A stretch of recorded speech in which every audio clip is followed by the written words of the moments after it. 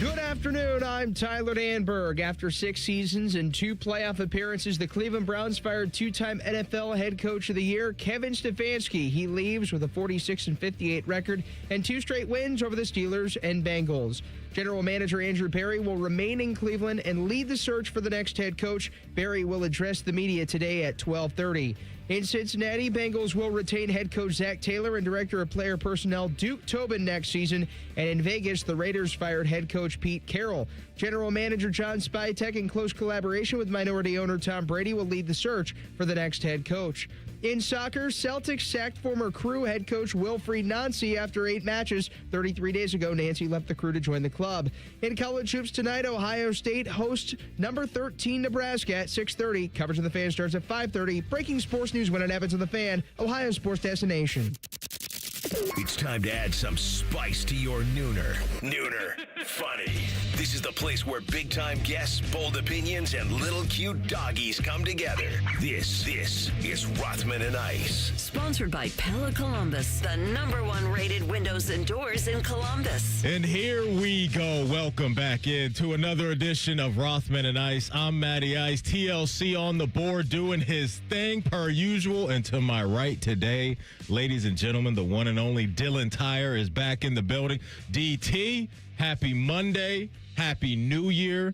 What's been going on, man? How you feeling? Happy New Year to you, Maddie. Happy New Year, TLC. It's great to be back with you guys. First time we're chatting here in 2026. I can't say much is new beside the fact that I'm excited for the playoffs. And obviously, we have lots to talk about on today's show. Openings all over the National Football League. I'm primed for it. I'm ready for it. Let's chop it up today. Let's get it in, man. I'm excited to have 3 hours of fun with you guys. Me too, man. Shout out to everybody in the YouTube chat. Shout out to our listeners, wherever you're at. We appreciate you. Hope you guys had a great weekend. I can't really see TLC in there. Like, his studio's really dark right now. What are you doing over there? You got some mood lighting going on in your studio? What's going on, man? This is how Isaiah had it on Fan Sports Sunday, and I forgot about it until I walked in here because I noticed the same thing with him. I'm like, he's doing radio in the dark over there. Somebody fix it. I can't even see him over there. That's how I would have it usually, DT, if it weren't for YouTube and the bosses would yell at me to turn the lights up a little bit. But there we go. Now we can see TLC. What's going on, man? How you feeling? You good over there? Oh, my gosh. I'm riding high right now. The dog is off the chain. I can still talk into the microphone, thank God. So I had a great weekend till about 11:30ish last night. Oh, boy. 11:30ish last night. My weekend took a turn for the worse. You know what I'm saying? And it's just one of those things where I just ask, why do I do this? Why do I emotionally sign myself up for this stuff year in and year out? Whether it's fantasy football letting me down, my real-life team letting me down. Congrats to TLC Steelers. They win the division. When as soon as the football left Tyler Loop's right foot, I just turned the TV off. No. It was an immediate miss. I didn't need to see anything else. I did not need to see anything else. The roller coaster ride, DT, I went on emotionally was unbelievable. Look, if I wasn't a Ravens fan, that game's an absolute banger. Last game of the regular season, division title on the line, 2 historic programs within that same division year in and year out delivering key moments like that. That's an awesome game to watch if you're just a non-Steelers or non-Ravens fan.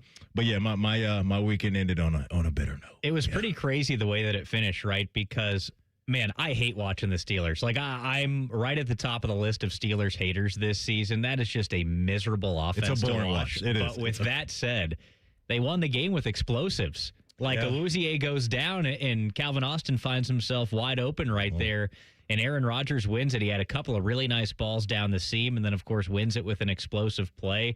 The Ravens, they had their opportunity to come back and get things done there, but you can't rely on the kickers. I would have loved to have seen them take a shot to the end zone to try and win it.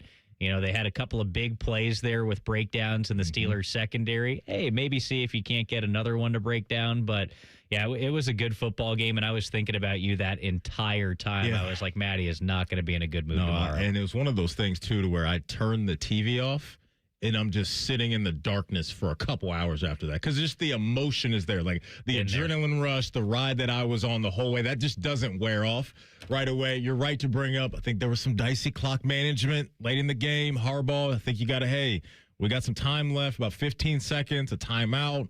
right around their 25-yard line. I would have liked to seen another play. Yeah. I would have liked to seen another play. Tough look, obviously, for the rookie kicker. They drafted him, so there was high hopes for him. And in that moment, he just couldn't deliver. TLC, have you ordered the hat and T-shirt for the AFC North champs? Is that on the way? No. Okay. All my focus is on Houston right now. Okay, must be nice. Do we do that? Am I in a room with guys that do that? Like, are you an AFC North Championship T-shirt thing? Because I was looking. No, that's got to be Super Bowls. Yeah, I was looking at some Bears gear this weekend because I need to re-up on some Bears gear. And by the way, I've got a beautiful Peter Millar Bears hoodie coming for the playoffs. It is so nice. Flex on them. But all the NFC North Championship stuff, I'm like, you can't be wearing that stuff. Come on. I think it depends on how long your team has gone without something like Standards change. So if you then hey, I guess I could have bought something. I think for your, it's been a minute for you. I would understand if you went down that road. I would also say hold off because you are in year 1 of your head coach and year 2 of your quarterback. So you got to have some standards of at least conference championship hopes are coming in the next few years. So this is the beginning of the window. You should have done it though, DT. You should have done it. I still can. Yeah, I think you should. Panthers fans, because this is a little bit of a that's like fake hope. I hate false hope. I was rooting for them this year. Yeah. Oh, and Baker versus Bryce Young. Those are like my two kids going up against each other. But that's something that's like the Panthers aren't making a run. You guys, it may not be this year, and I'd love to hear your thoughts on that, but at some point, like, you guys got something in Chicago. You can't be getting excited about division victories. No, you have to get excited about that. When's the last time you guys won the division? I think 2018, the last time we made the playoffs. So, like, it's been so for them, like, to your point about the Panthers. But they got a high ceiling. No, I get that, but it's been a minute. Panthers fans, I agree with you. Like Steelers fans should be excited about winning the division. No, I don't think you guys should. You guys have a standard and a history. Like, that's not what you guys are about. But I feel like... Well, here's the thing. Because with Houston's defense is so good. Now, I haven't lost hope. I don't want people to think that I'm just automatically punting, but our ceiling is quickly approaching. You can win this game. I thought the Ravens. I think either team can win this game. Emotions like I should. DK will be back. So he big sigh of relief that Tyler Luke missed that field goal yesterday because it was looking real bleak for him, right, with that suspension that he could have held them back from going to the postseason because of that suspension. So he will be back. You guys are right to talk about Houston's defense. That's nasty. But up front, I just think the Steelers against that Houston offensive line can create some static, and you just never know. Well, we've seen that with Ohio State recently, right? Your offensive line isn't in order. The game can get dicey no matter who you're playing. And so, listen, hop on Fanatics, hop on Nike, whatever it is. Maybe we'll get you a T-shirt. Maybe we'll get an in-show purchase. Because, look, I'm with you, though. I'm not going to buy it. I am here for Super Bowls. I'm not here for division titles. I'm here for the Packers. So I think you got to do it every single round, though. Oh, okay. I think you do it every single round. I think we're going to see him. Yeah, he should. I think we're going to see him. Yeah. Okay. I think we'll see him because that kind of goes to my point too. Do you think it's excessive that Major League Baseball teams pop bottles and do all that stuff after every single playoff series? All right. So here's where I am with that.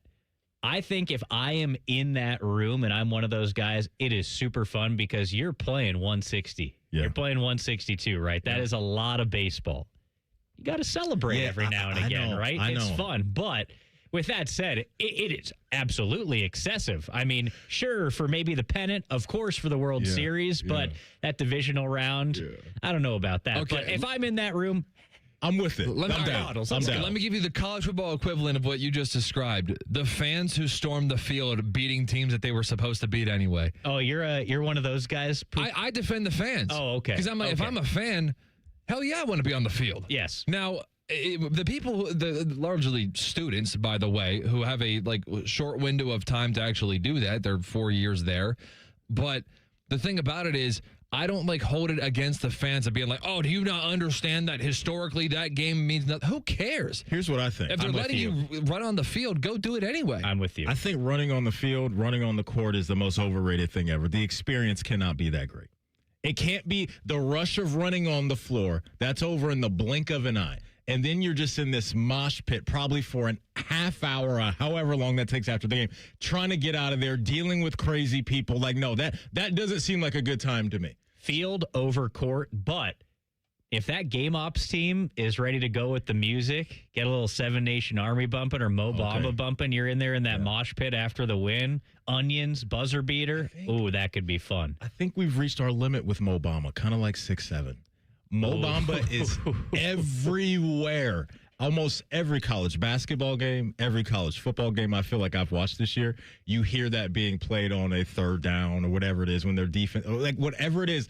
I've kind of reached my limit with Mo Bamba. Really? So what's next? Yeah, because Mo Bamba is years ago. Like Mo Bamba, when did that came out? I was in high school. That came out so long ago. Say 2016. Yeah, maybe. I graduated in 17. We got to find a new one. We got to find a new one. Fiend. Listen, that's a good workout song. I mean, That's on the workout. still gets played, and that's from the 80s. That's a classic. It's an all-timer. Yeah. I just don't know if Mo Bamba's an all-timer. I think Mo Bamba is going to be an all-timer. Not like an all-time classic song, but like for the like Seven Nation Army. That's early 2000s. I think for its niche of being a third down, third quarter, we need a big crowd eruption of some sort. I think 25 years from now, that song will still get played. So you're saying in the sports realm, yes, that will go down as a classic in arena, in stadium track. Yes, it's going to have its own niche. You know it's not going to get radio play in 25 years. No, another one that's going to have some staying power is "Power" by Kanye West. I think that works. Yeah, that works. That works. No one man should have all that power. Yeah, that gets it rocking. I remember. Yeah. I vividly remember when Miami the Heat won their first chip with Bron. Miami the Heat. It sounds like a wrestler. I liked that a lot. With Bron, Bosh, and D Wade. There's a video of LeBron just getting hype on the sideline when he knows it's happening and that song's playing. Like, I'll just never forget. That song has stuck with me because of Miami the Heat winning their championship. Hey, here's our lineup for today. 1:30, Brendan D covers the NFL for the score. We got a lot to get into because the NFL is popping right now. We're going to start in Ohio coming up in our next segment with the Browns. We will go to the Bengals at 12:30 with what they did or didn't do in maybe some people's minds. At the bottom of the hour, 2:30, our own Jeremy Birmingham will stop by to talk about, recruiting, the portal, just Ohio State football, where they're at, getting ready for another off season. Hey, just a reminder, as always, you miss anything from the show, don't worry. You can always catch up wherever you get your podcast. All you have to do is type in Rothman and Ice. Everything we do from noon to 3 will be waiting there for you. Subscribe to the podcast as well. Bet365 is the sponsor of the Rothman and Ice podcast. Coming up, we're going to start with the Brownies. They made a move today. They got rid of Stefanski. They're keeping Andrew Berry. Do we like the moves made by ownership? We'll talk about it next. It's Rothman and Ice right here on The Fan. It's Reaction Monday, where our highly trained experts talk football. Sponsored by the Roofing Guys. Your home for reaction and overreaction. The Fan. Hey, it's Bobby Carpenter. Start the year off moving, not hurting. With joint pain, if it's holding you back, listen up. There's a way to get relief without surgery, no downtime, and without putting your life on pause. Dr. Tesner and the other pros right here at QC Kinetics in Columbus, Ohio, they can deliver regenerative treatments that actually help your body repair areas that are causing you the pain. Those achy hips, knees, shoulders, back, wherever it hurts. And the results, 97% of Cleveland patients report satisfaction with their results. So instead of facing an invasive operation that sidelines you for months, these treatments, they happen right in office and you go about your day. I should know. I've had them. My dad has had them. They feel good and they can deliver life-changing results. Imagine moving around better, being stronger, planning the year you actually want. Do not wait. January is supposed to be a clean slate, so make it yours. So go call 380-208-4544. That's 380-208-4544.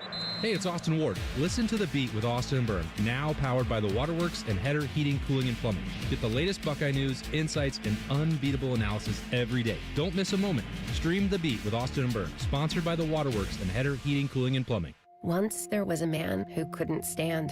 A mom who couldn't wait. A scientific community that said it couldn't be done. And then you. And then I. And then we. Brought neuromuscular disease into screaming color with the Muscular Dystrophy Association. For 75 years, our voices have thundered through the halls of Congress. We've willed the impossible into existence. We've pushed the science, raised the funds, shifted the narrative, and transformed the reality of life with neuromuscular diseases. For 75 years, we've built communities together. Established the field of neuromuscular medicine, and made it thrive. Call that a legacy. Call it impact. Call it momentum. Just call it ours. Because it's the generations of community heroes that give MDA the strength we have today. And until neuromuscular disease is a thing of the past, you couldn't stop us if you tried. Join us and celebrate 75 years of breakthroughs at MDA75.org. My name is DeMar Hamlin. I play for the Buffalo Bills, and I play safety. CPR saved my life. I've teamed up with the American Heart Association as a national ambassador to help create a nation of lifesavers, turning bystanders into lifesavers through CPR education and access to AEDs. Nearly 3 out of 4 cardiac arrests that don't happen in hospitals happen in homes. Join me to ensure everyone has the chance to live longer, healthier lives. Visit heart.org/nation. We got a higher home appraisal after we put away our African art and family photos. Has this happened to you because of race or national origin? Contact HUD at hud.gov/fairhousing. A message from HUD and the National Fair Housing Alliance.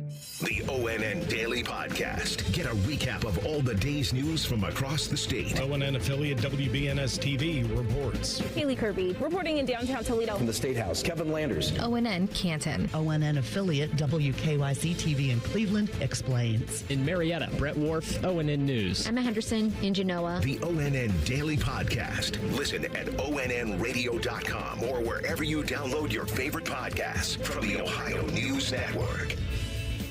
Flexible, secure, fun. Oh, and great pay, too. Are you not sure what you want to do for a career? Or are you thinking of changing careers? Being a dental hygienist or dental assistant may be the perfect fit for you and provides all of these perks, plus more. Talk with a dentist in your community or visit ODA.org to learn more. Become a valuable member of the dental team and start helping people love their smile. This message is brought to you by the members of the Ohio Dental Association. Morning Juice is now live on YouTube. Join Bobby Carpenter and Jeff Thidoff weekday mornings from 6 to 8. Just search 971 The Fan to catch the live experience or watch on demand. The Fan weather. From the Logan AC and Heat Services Weather Center. Mostly sunny skies for us today to kick off the week with daytime highs getting up into the mid to upper 40s. For tonight, a little bit milder with lows right around freezing and mostly cloudy skies. And then for Tuesday, chances of rain are back into the forecast. Otherwise, skies will be cloudy and mild with breezy winds and highs in the low 50s. For The Fan, I'm meteorologist Meredith Garfalo with the 10 Weather Impact Forecast. Bet365, the official online sports book of Rothman Ice. Whatever the moment, it's never ordinary at Bet365. The Fan, Ohio sports destination. Anthony's tennis shorts were so tight, they had to pixelate his crotch. You're listening to Rothman and Ice. That you are. Welcome back in. Dylan Tyre in the house today for AR. As always, we appreciate your time. Whether you're listening in the car, on the app, in YouTube, wherever you're at, listening to Rothman and Ice, we love you. You know we love you. Happy New Year. DT, what do they call this? Black Monday? Oof. Around the world of football and the NFL. And, it's a lot going on. So let's start up in Cleveland, because if you've been grinding all day, if you're just waking up, whatever it may be, you haven't heard the news, Kevin Stefanski is out. The Browns have let Kevin Stefanski go. They're going to keep the GM and Andrew Berry. Before we give our take on the whole situation, DT, let's hear from Jimmy Haslam, the owner, on the decision to let go of Kevin Stefanski. Personnel decisions, particularly with people at the top of an organization, are always difficult. And I can tell you, having made a lot of these over the years, that this was as difficult as any we've ever had to make because of the quality of the person involved. Organized, worked hard, navigated our ship for 6 years through the inevitable ups and downs that we face in the NFL. Outstanding father and husband. And I think even you all who are around a lot probably underappreciate how much time we all spend together. And there's nothing more fun than winning an NFL game like we did the last 2 weeks, beating our arch rival, the Steelers, 2 weeks ago, and then winning yesterday on the last play of the game, and seeing the joy in the locker room. And there's nothing more distasteful than losing an NFL game. And it's finite. You either win or you lose. And Kevin did a lot of good things here over his time period with us. It was an extremely difficult decision we made. And I shouldn't say I have no doubt. I would be highly optimistic that Kevin will be a head coach again in the league. So two-time coach of the year, as we know, first couple seasons popped up in the playoffs, right, and did some pretty good things out of the gate. Last couple of years, though, DT, we're looking at 8-26. I think the guy was dealt a pretty tough hand, especially this year, with just the moving pieces, too many moving pieces at the most important position. I don't really know what coach would be able to manage that cleanly and have the results show in a positive way. That combined with, I think, lack of talent as far as true weapons, especially in that wide receiver room right now. There's some young guys I think you can absolutely believe in on offense for years to come. But Kevin Stefanski, I think, has shown us that you get him a competent quarterback, some pretty good offensive things will follow. But at the end of the day, as we know, this is a results-based business. And so when you've been around for a few years at a certain franchise and the record looks the way it looked, whether it's, quote, fair or not, I'm not really surprised that Jimmy Haslam and ownership went down this path with Stefanski. How do you feel? Well, I think multiple things can be true here. And what you all talked about right there, I think, goes back to something that we just heard Haslam say. He was kind of making a point that maybe this is a difficult thing for us to do because we are so close. He said, you all don't see how much time we spend together. That's the issue to me. Get out of there. The owners of the franchise need to get out of there and let the football people do the football things. And I think that's a key issue with the Cleveland Browns is that you have too much meddling, right? You have these rumors that, this person wanted Shador, this person wanted Deshaun, the coach didn't want this guy, the GM didn't want this guy, etc. That's a huge issue, and I think that's a major reason for the dysfunction right now that you are talking about. You just said it. Kevin Stefanski was dealt a tough hand. Andrew Berry at times, I could say, has been dealt a tough hand. And it's because ownership meddles there. I think that is the key issue. Now, I just told you multiple things can be true. I think Kevin Stefanski is a good coach and can be a good coach going forward in the National Football League in the right situation. I think it takes the right GM, it takes the right owner to make everything successful. You're seeing that with some of these turnarounds this season alone. Look at the Jacksonville Jaguars. Look at the Chicago Bears. It's a marriage of quarterback, general manager, head coach that makes sense. And in some of these situations, the ownership is saying, hey, we'll take a step back, or, hey, we're going to be very involved in hiring these guys because we've got a pretty good idea of, our way around the NFL. I think there are two different ways to look at it there, which we don't even have to get into. But Stefanski, I think, while I think he's a good coach and can be a good coach going forward, I also think at the same time that maybe it was time for both parties to split ways. You talked about the lack of weapons. I still think, though, that there are coaches in the NFL that have done more with less. You know what I mean? They had a great defense, maybe the best defense in the NFL this year. To me, you've got to create something offensively that gets you a little bit closer to 500, right? When you have a defense like that. This is also understanding they had a rotating door at quarterback this season.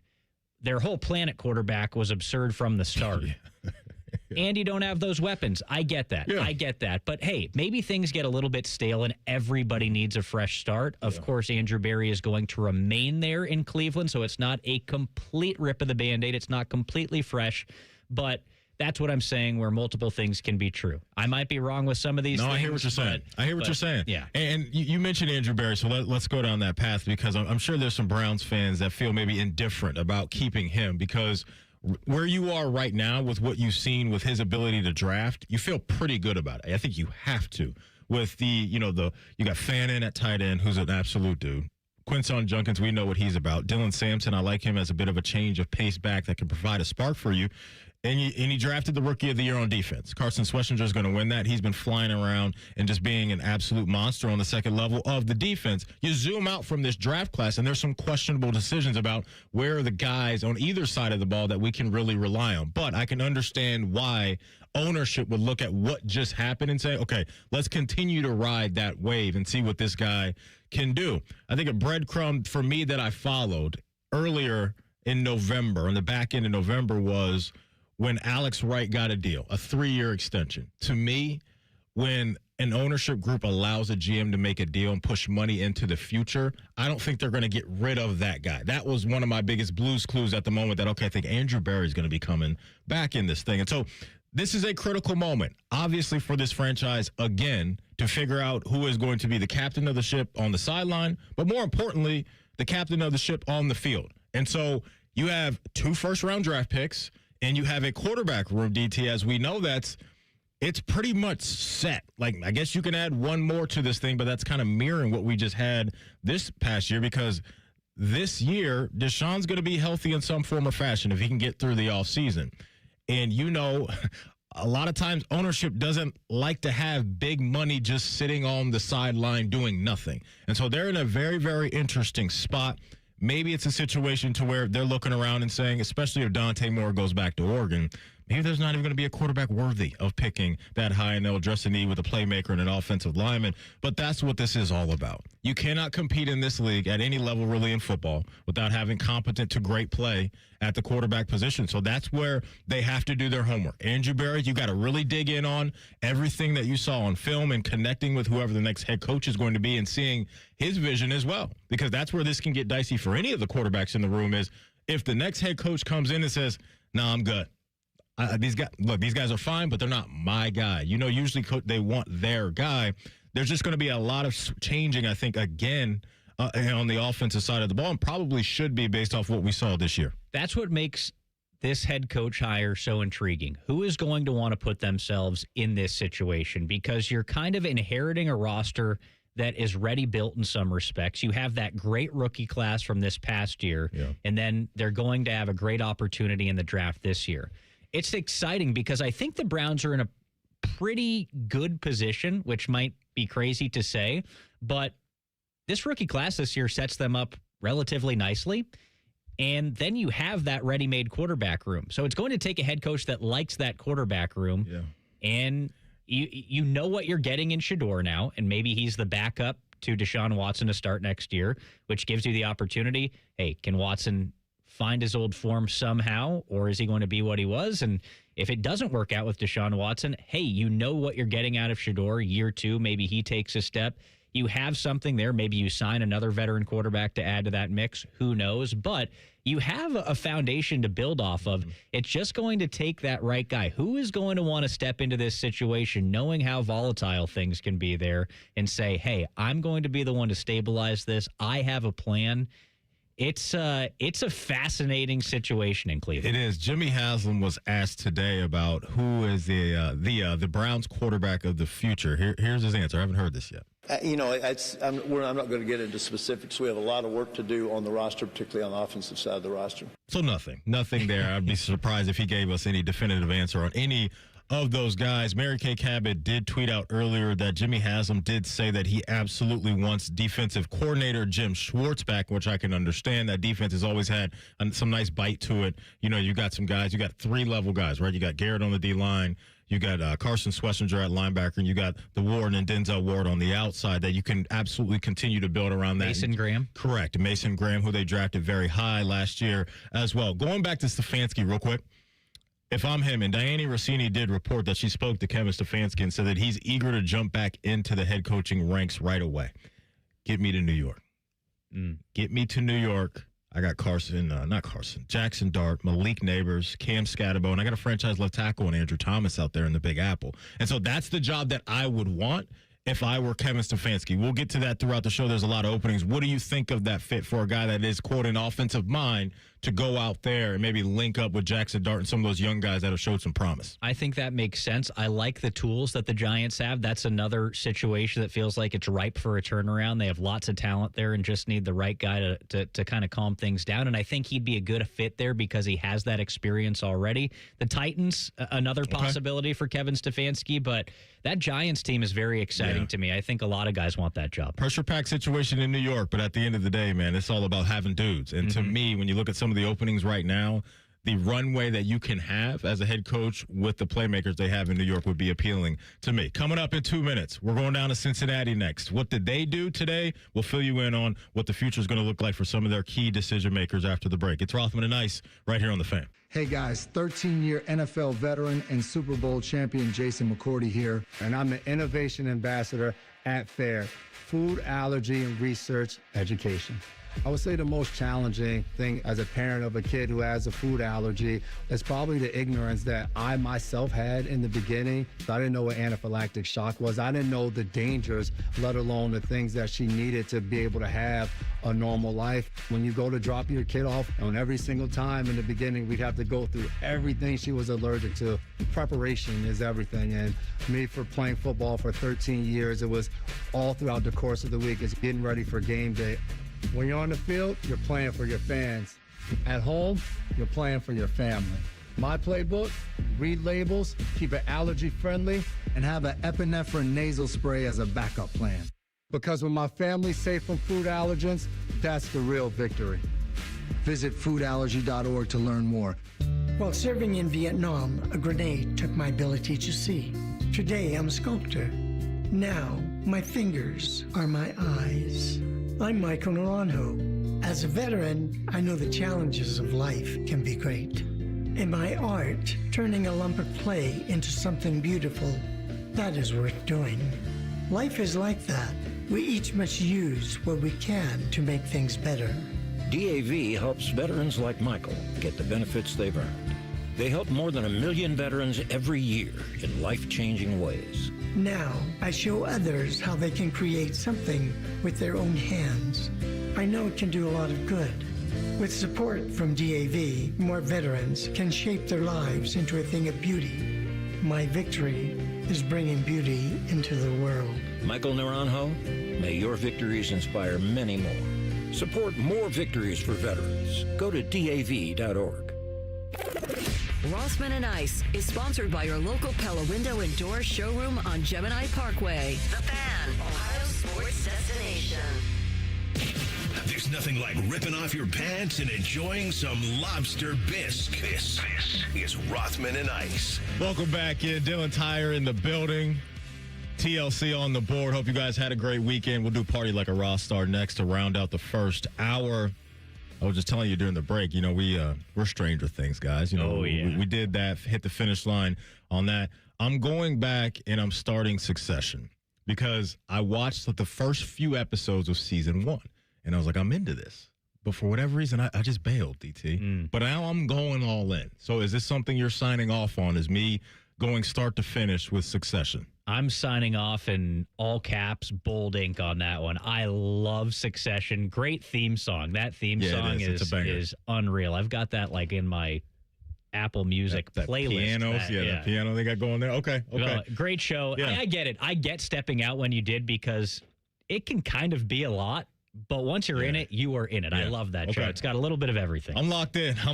Let's lock in on what the Cincinnati Bengals have done because, DT, not much change is coming. Doesn't look like any change is coming. Reports coming out of their building today. Zach Taylor will be back. Duke Tobin will also be back as well. I'm not surprised by the Zach Taylor call because, to me, they were never going to pay a coach to go away. Zach Taylor's got 2 years remaining on his contract. The Browns family has never really hit me as a family that wants to pay a coach millions of dollars to not be their guy. Look, I get it. He's an offensive guy. You can see the vision with him. When he's got Burrow, he's got his guys. More times than not, it's a good product outside of what we saw yesterday and some of the spotty things throughout their time. Joe Burrow's health, we know that's an important thing. He stays healthy. You'll usually be in the mix. It's fair to question some of the calls he made on the defensive side of things, right? Letting Lou Anarumo go. You bring in Al Golden in year 1. That didn't work out very well, but I think the focus should be more on Duke Tobin. That's the guy that I was curious to hear about and see what they were going to do because I wasn't so sure, Dylan, that he was going to survive this because we just got done talking about the Browns and how there's a positive outlook because of the young core that they have. I don't know if there's a lot of that going on down there in Cincinnati, and especially when you're talking about a unit on defense that's really they've really just needed them to get to the middle of the pack. And so you look at the draft picks that haven't been very good. You drafted a couple guys early on, especially down on the defensive line, and those guys really haven't popped consistently enough. And then you look at the lack of moves that the front office has made in free agency, especially last year. They didn't hardly do anything. Coming off I think they were 9-8, somewhere around there a year ago. They just needed more oomph on the defensive side of the ball. So I think that was the surprise to me. I kind of woke up this morning and I was like, Duke Tobin, I don't know if he's going to make it to another year, but he absolutely will do that, and they're running it back with Zach Taylor and Duke for another season. I wish I could say that I'm surprised, but I'm not. And it's always going to come back to the money thing with the Cincinnati Bengals, right? You just said it. They don't want to pay a head coach to not be there. And for me, that immediately goes to, okay, we're going to keep the head coach where he is. Fine. Who's next on the totem pole? Who's the guy that can affect change in this organization? And that would be Duke Tobin, right? So my mind goes to the exact same place that yours went to. How can we make changes? And what's the definition of insanity? Doing something that doesn't work over and over and over again. Right. And here we are again with the Cincinnati Bengals. This team has quickly become one of the more frustrating franchises in the NFL, and I feel for that fan base because what are you supposed to do there? They've got the offense. They've got the quarterback. They've got the weapons. They don't have the defense, and nothing changes. All right, Duke Tobin, it's your last chance this offseason, man. You've got to change something. It feels safe, doesn't it? It feels like this is a safe move in their minds, right? In the front office, is just having a competent ship, having guys you're comfortable with, and everybody's good and knows what they have a plan. I hope I think this is their plan, because I don't know if much is going to change. Have not heard anything about Al Golden yet, so we got to hold out on that to see if Zach Taylor wants to make a move yet again with a new defensive coordinator. That would surprise me. Well, some Bengal fans may be on board with that, but it's tough to see, right? And I know the Colts season fizzled out, but the way that defense looked early on in the season till about the halfway point of the year, man, you get even half that in Cincinnati, then this team is really dangerous like they were a few years ago. So we're talking 3 years of no playoff appearances, 8 out of the last 10 years with no playoff appearances, and just the frustrating losses that have piled up, because I think it's a personnel issue. I think it's a personnel issue. This year you had Zach Taylor make the decision to switch up the linebacking core. You had 2 rookies playing linebacker at one point this year. You're not going to win a whole bunch of games there. And so I think they need to invest in veteran right now talent on defense. When they had those guys, Jesse Bates and Von Bell, and, had the guys up front with Trey and that crew and Logan Wilson when he was playing well, you had some grown-ups in the room that were sound players. And right now they just don't have that. And you're not totally wasting years, because you're still going to have good runway with T and Joe and Jamar and those guys. But, man, this thing is so fragile. And when the Bengals went to the Super Bowl, they went to the AFC title game right after that. You're thinking, man, hey, we're just going to be racking these years up year and year again. Football doesn't work that way. And your quarterback has a bit of an injury history going on right now. I don't think he's injury prone. I think sometimes that's too heavy of a label, but it is what it is. Like, he's missed a decent amount of time in his NFL career. They have to find a way to get the other side of the ball to support the offense. They do that, then they'll be right back in the thick of things. But that's why I think there's just so much pressure now on Duke Tobin to deliver, because that's what they're missing right now is a GM that's going to get them talent immediately to help out, and on younger and cheap contracts as well. That's what makes this a fascinating situation, because that is what the Bengals had when they went to the Super Bowl and lost, which is really what they're still riding now, and that's 4 years ago.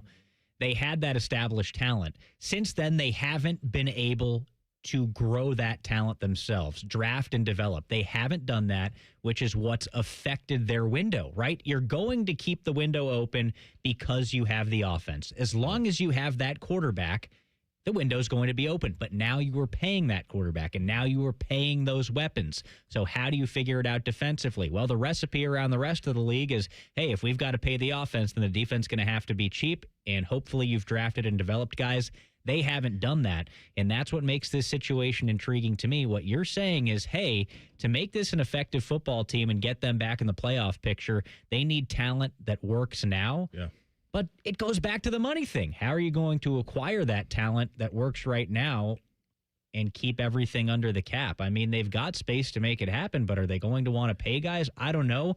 That's maybe the breaking point right now, because Tobin, you said it, the pressure is on him. Can he convince them to cough up a little bit more money to make this thing viable again? That's why the draft is just so critical. No matter whether you're a team that's trying to build something and be on your way, or if you're a team that's ready-made to continue to have that window open up even more, that's what you have to have. The Eagles just did it a couple years ago. Cooper DeJean, Quinyon Mitchell on the defensive side of the ball blended in with guys that were premier talents already, and you saw what they were able to do. Kansas City, outside of the last, they've sprinkled in over the last few years some young guys, especially on defense, that you can build around a little bit to keep that runway as long as it can possibly be. And so, yeah, I would have been surprised if they would have completely cleaned house. I agree. The Bengals just don't feel like a franchise that likes to do those kind of knee-jerk reaction type of moves, even though I don't even know if it would be necessarily a knee-jerk move based off of the history that we have and the body of work that we have now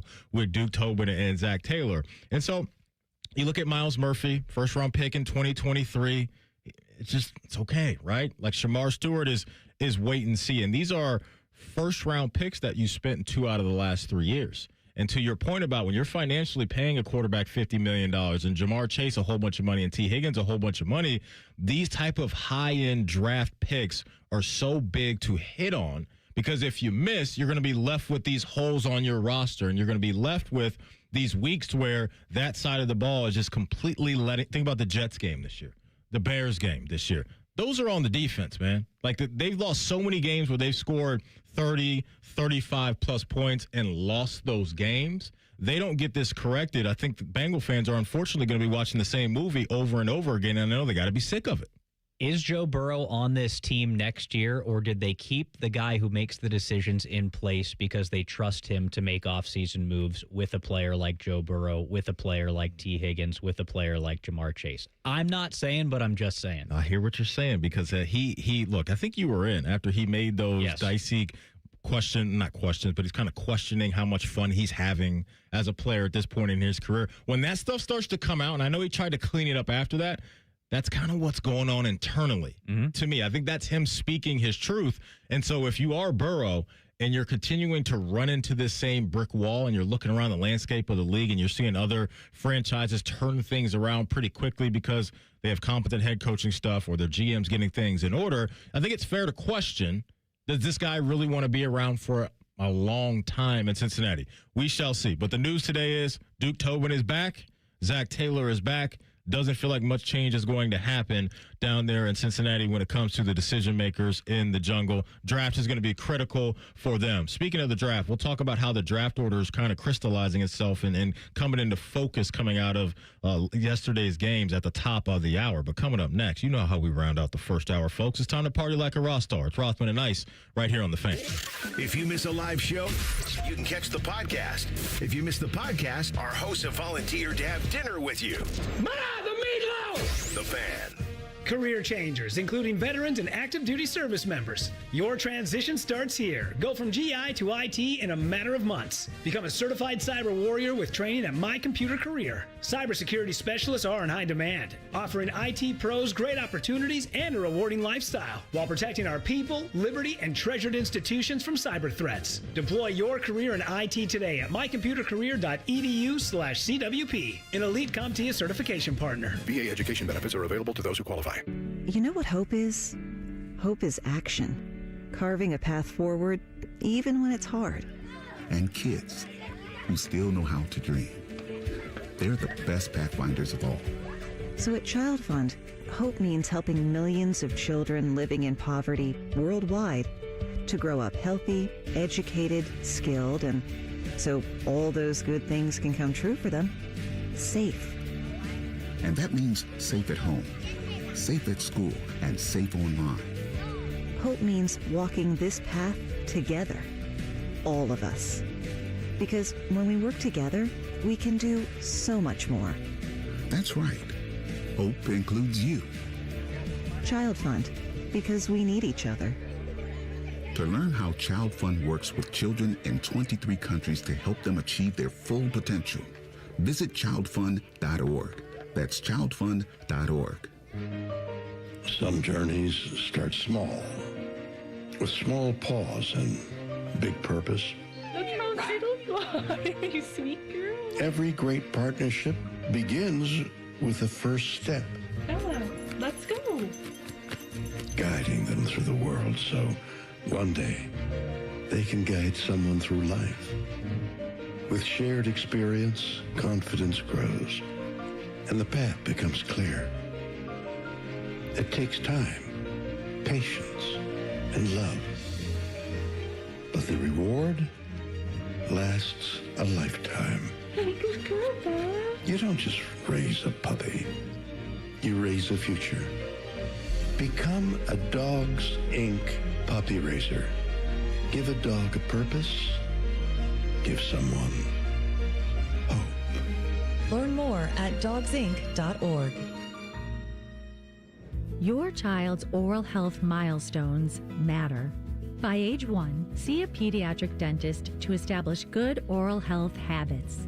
At 7, see an orthodontist to check your child's bite, teeth, and jaws. Around 15, visit an oral and maxillofacial surgeon to have your child's wisdom teeth examined. Remember, milestones met, healthy teeth set. Visit milestonesmet.org. Come into your local AAA Tire and Auto Service and save up to $30 on auto repair with their AAA Triple Play. And on the plus side, AAA members save more. Offer valid through January 31st. See store for details. Wrinkles, gray hair, and hearing loss are common signs of getting older. But being short of breath, having tightness in your chest, coughing, and wheezing are not. If you are experiencing these symptoms, you may be one of the millions of people who are living with a condition called COPD but don't know it. Early diagnosis and treatment can add years of better breathing to your life. For more information, talk to your doctor and visit copdfoundation.org today. Hi, I'm Connie Britton. I support Feeding America because they help provide over 6 billion meals to people in need each year. Learn more at feedingamerica.org. Feeding America. 200 food banks strong.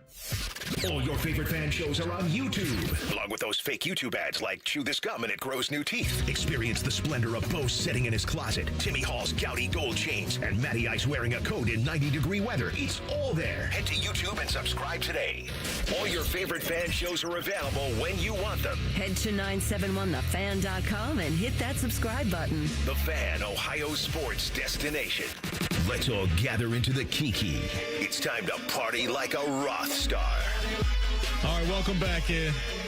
Let's get after it, DT. I'll lead us off this week. Let's do it. I will lead us off this week, and I'm going down to Hot Atlanta, and I'm talking about a former Texas Longhorn, one of my favorite players to watch in the National Football League.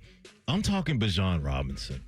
This dude is for real, man. Some people were comping him to CMC with his skill set and what he can do, coming out of the backfield and running the rock. I saw this from Pro Football Focus. Most tackles avoided in a single season now belongs to Bijan Robinson. 113 missed tackles this season.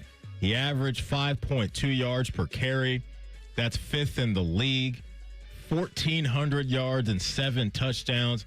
He's just a joy to watch, man. I love watching the dude ball. He's so elusive. He can take it to the crib. He's delivered on the hype, I think.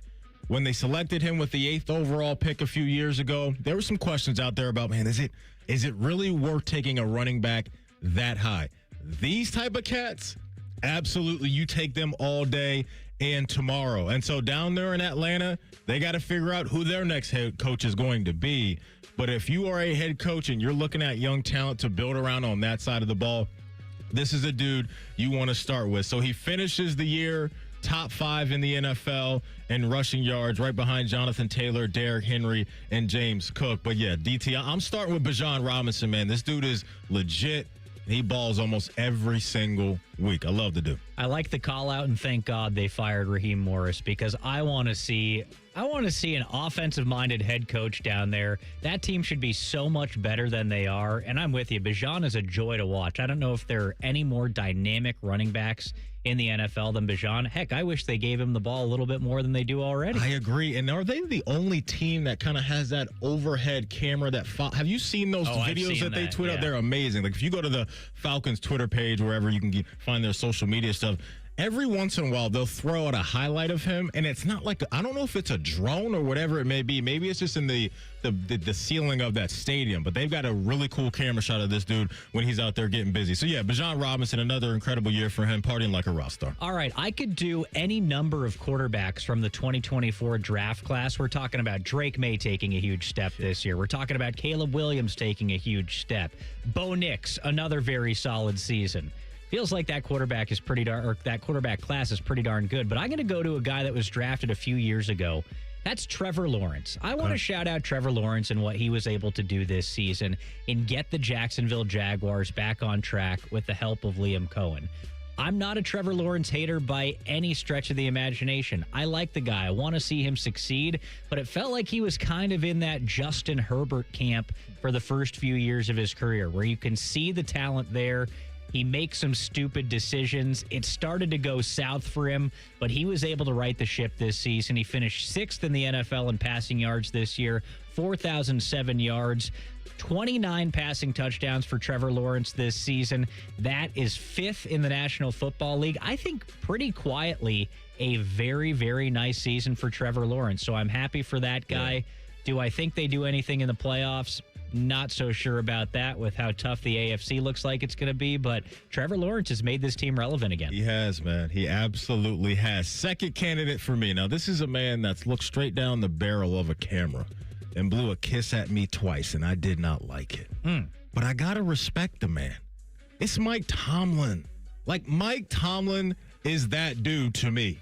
He has done this year in and year out without any really good quarterback play, and they're relevant. That, to me, is the sign of a really good coach. And so, look, broke my heart yesterday. I get it. But I've always had so much respect for Mike Tomlin. And if they find this man a good to great quarterback again, I think the Steelers are going to be really, really dangerous. We talked about it off the top.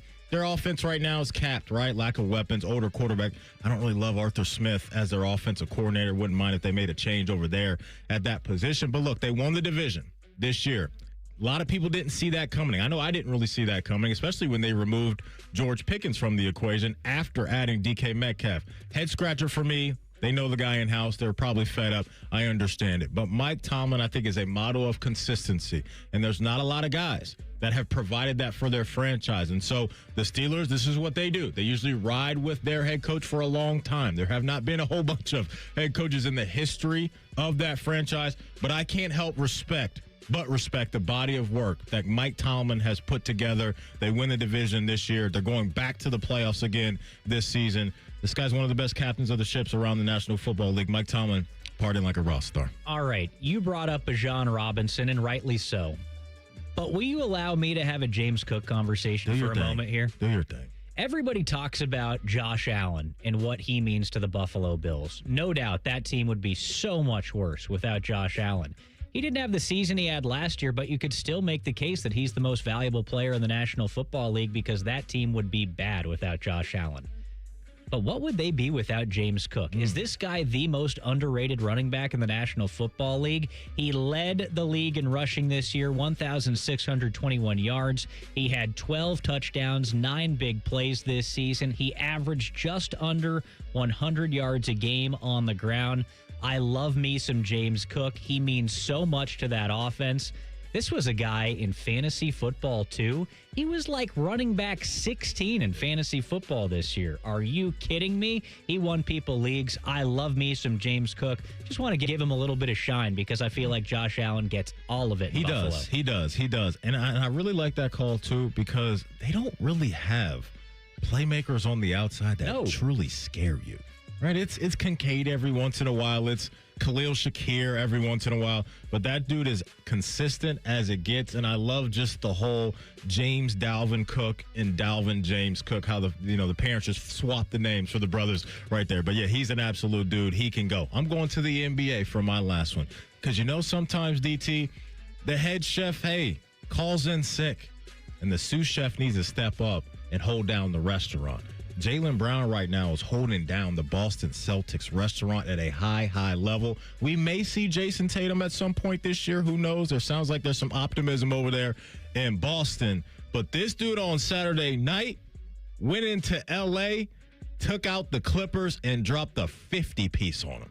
Went to McDonald's and said, let me get a 50-piece nugget. Let me get a 50-piece nugget from y'all right now. 50 points from Jaylen Brown, 5 assists, 3 rebounds, 6 of 10 from 3, 69% from the floor. There was always a debate. Do you need both Tatum and Brown? Here's what they have. They have 2 true number ones. These guys have won a championship together. They've been building this for years and years. But Jaylen Brown is showing everybody right now that I'm one of the dudes around the association. That 50-piece has not only just been a one-off. This guy's 4th in the league in points per game, scoring 30 a night with 6 rebounds and 5 assists on 51% shooting from the flow.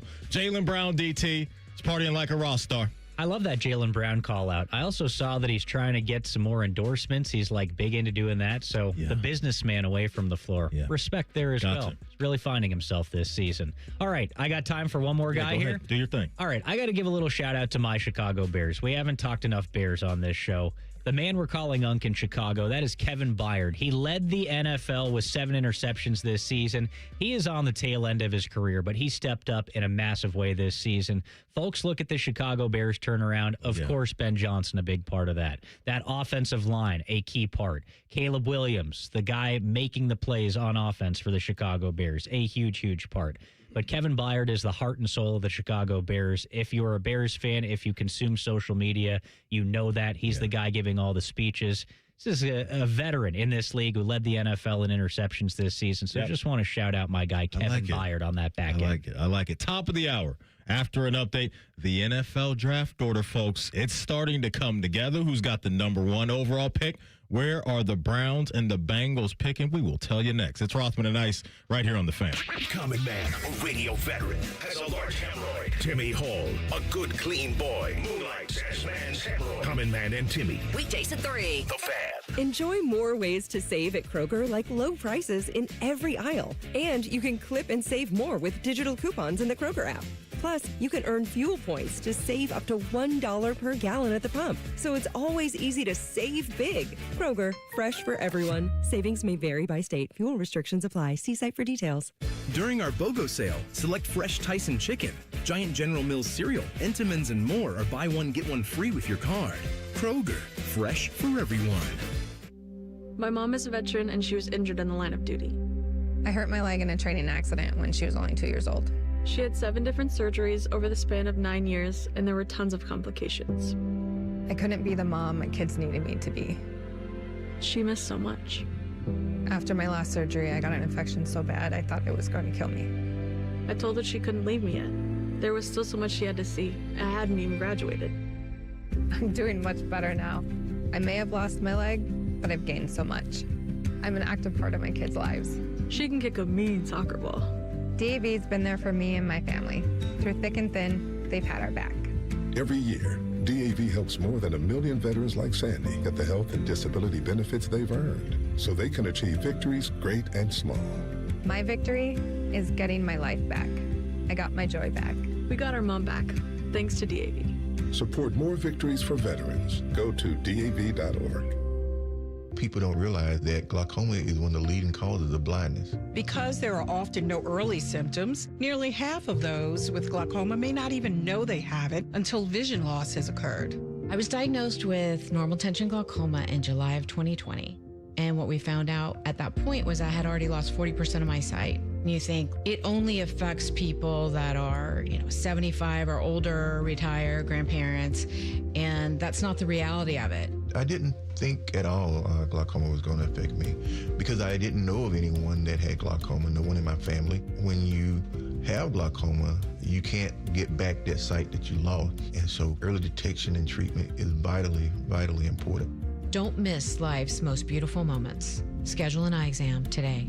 National Glaucoma Research, a bright, focused foundation program, offers free resources and tips for healthy vision. Learn how to protect your sight at stopglaucoma.org.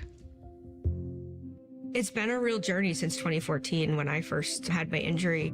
I realized that my home was just not working for me and that it was time to ask for help. Homes for Our Troops is really giving me my life back. The shower allows me to go in and turn around with my chair, pull down storage racks, automated door systems, hours of my morning given back to me. Adaptive sports are a huge part of my life, a huge part of my healing journey as well. Homes for Our Troops helped with making sure that I had a home gym so that I can continue to train. This past year, I was able to host Thanksgiving in my home. And it was the first time I was able to have my whole family in one place, and I was able to contribute to the meal. There are a lot more veterans in need, and Homes for Our Troops is going to be there to help them too. Homes for Our Troops builds and donates specially adapted custom homes nationwide for severely injured post 9/11 veterans and enables them to rebuild their lives. Join our mission at hfotusa.org. Around the world, Children International and friends like you are giving children in poverty a chance to grow and thrive, to be healthy, to succeed in school, and achieve great things. How do we do it? In the best way possible, by helping ensure access to healthcare, nutrition, and educational opportunities. And most importantly, by empowering youths and their families to get out of poverty and into employment through life skills, computer, and job training. The very tools they need to break the cycle of poverty and build futures full of promise. Because every child deserves a chance to realize their full and best potential. Learn more about how Children International is empowering children and families by going to children.org today. That's children.org. The best words to hear at the TSA security checkpoint? You're good to go. All it takes is a little preparation. Get to the airport early, bring a carry-on bag that fits in the overhead, and have an acceptable ID. Not all state-issued IDs will cut it. Check out tsa.gov/ID and see which TSA acceptable IDs make the grade, like a real ID or passport. Before you jet, do a little prep, and you're good to go. Check out tsa.gov/ID or the MyTSA app. Broadcasting live from the McDaniel GM Superstore Studios, driving excellence since 1916. Chevrolet. Together, let's drive. WBNS HD1 Columbus. Good afternoon, I'm Tyler Danberg. After 6 seasons and 2 playoff berths, the Browns fired 2-time NFL Coach of the Year Kevin Stefanski, owner Jimmy Haslam on the decision. This was as difficult as any we've ever had to make because of the quality of the person involved. Kevin did a lot of good things here over his time period with us. It was an extremely difficult decision we made, and I would be highly optimistic that Kevin will be a head coach again in the league. GM Andrew Berry will lead the search for the next head coach. More coaching news out west. The Raiders fired head coach Pete Carroll after 1 season, while the Cardinals fired Jonathan Gannon after 3. This update sponsored by BMI Federal Credit Union. BMI Federal Credit Union has been voted best credit union for the past 8 years in a row by CBUS Top Picks. Visit BMIFCU.org. Breaking sports news when it happens on The Fan, Ohio sports destination. Always as tender as a well-done steak. This is Rothman and Ice. All right, welcome back in. Dylan Tyre in the building today. TLC on the board. Tyler Danberg on the update desk. Full crew in the house today. Bottom of the hour, we'll talk all things NFL with Brendan Deeg from The Score. A lot happening. TLC, any feel on in the YouTube chat, maybe how some Browns or Bengals fans are feeling about some of the decisions that have been made today? Oh, I can tell you from texting buddies that they have been done with Zach, primarily Duke Tobin. Yeah, Zach Taylor is more like they're not thrilled with him, but Duke Tobin is the real culprit over there. Yeah. I can tell you that from just I can texting understand friends. that for sure. I can understand. Yeah, if you're in the YouTube chat, let us know. Let TLC know if you're a Browns or Bengal fan, how you're feeling. We'd love to hear from you because these are some wild days, man, and it's just crazy how certain franchises can directly right out of the gate get it right, like your team, and we'll see how long that lasts, but there's just that feel that, okay, there's some structure here, or there's just certain teams that can search for so long, whether it's head coach or quarterback like the Browns, that just have you in this gray area of the NFL and just not really a relevant team. And so, yeah, I if I were a Browns fan, I would want this change, right? I would want to feel refreshed and try again, because that's all you can do is just keep swinging, especially at the quarterback position. But yeah, let me know, TLC, or let us know if there's anybody in the chat right now sharing their opinion about their Bengals or their Browns. Well, one Bengals fan actually wants Kevin Stefanski as the Bengals OC. That ain't going to work. I think Stefanski's going to get another job. Yeah, Kevin Stefanski is going to get a head coaching job, and I saw somebody in the chat earlier say, not so fast on Stefanski. What has he done to earn himself another job? Well, I mean, he's a 2-time NFL Coach of the Year. He's won a playoff game with the Cleveland Browns. Made the playoffs twice in Cleveland. Was there for 6 years. Not many people can say that about being the head coach of the Cleveland Browns.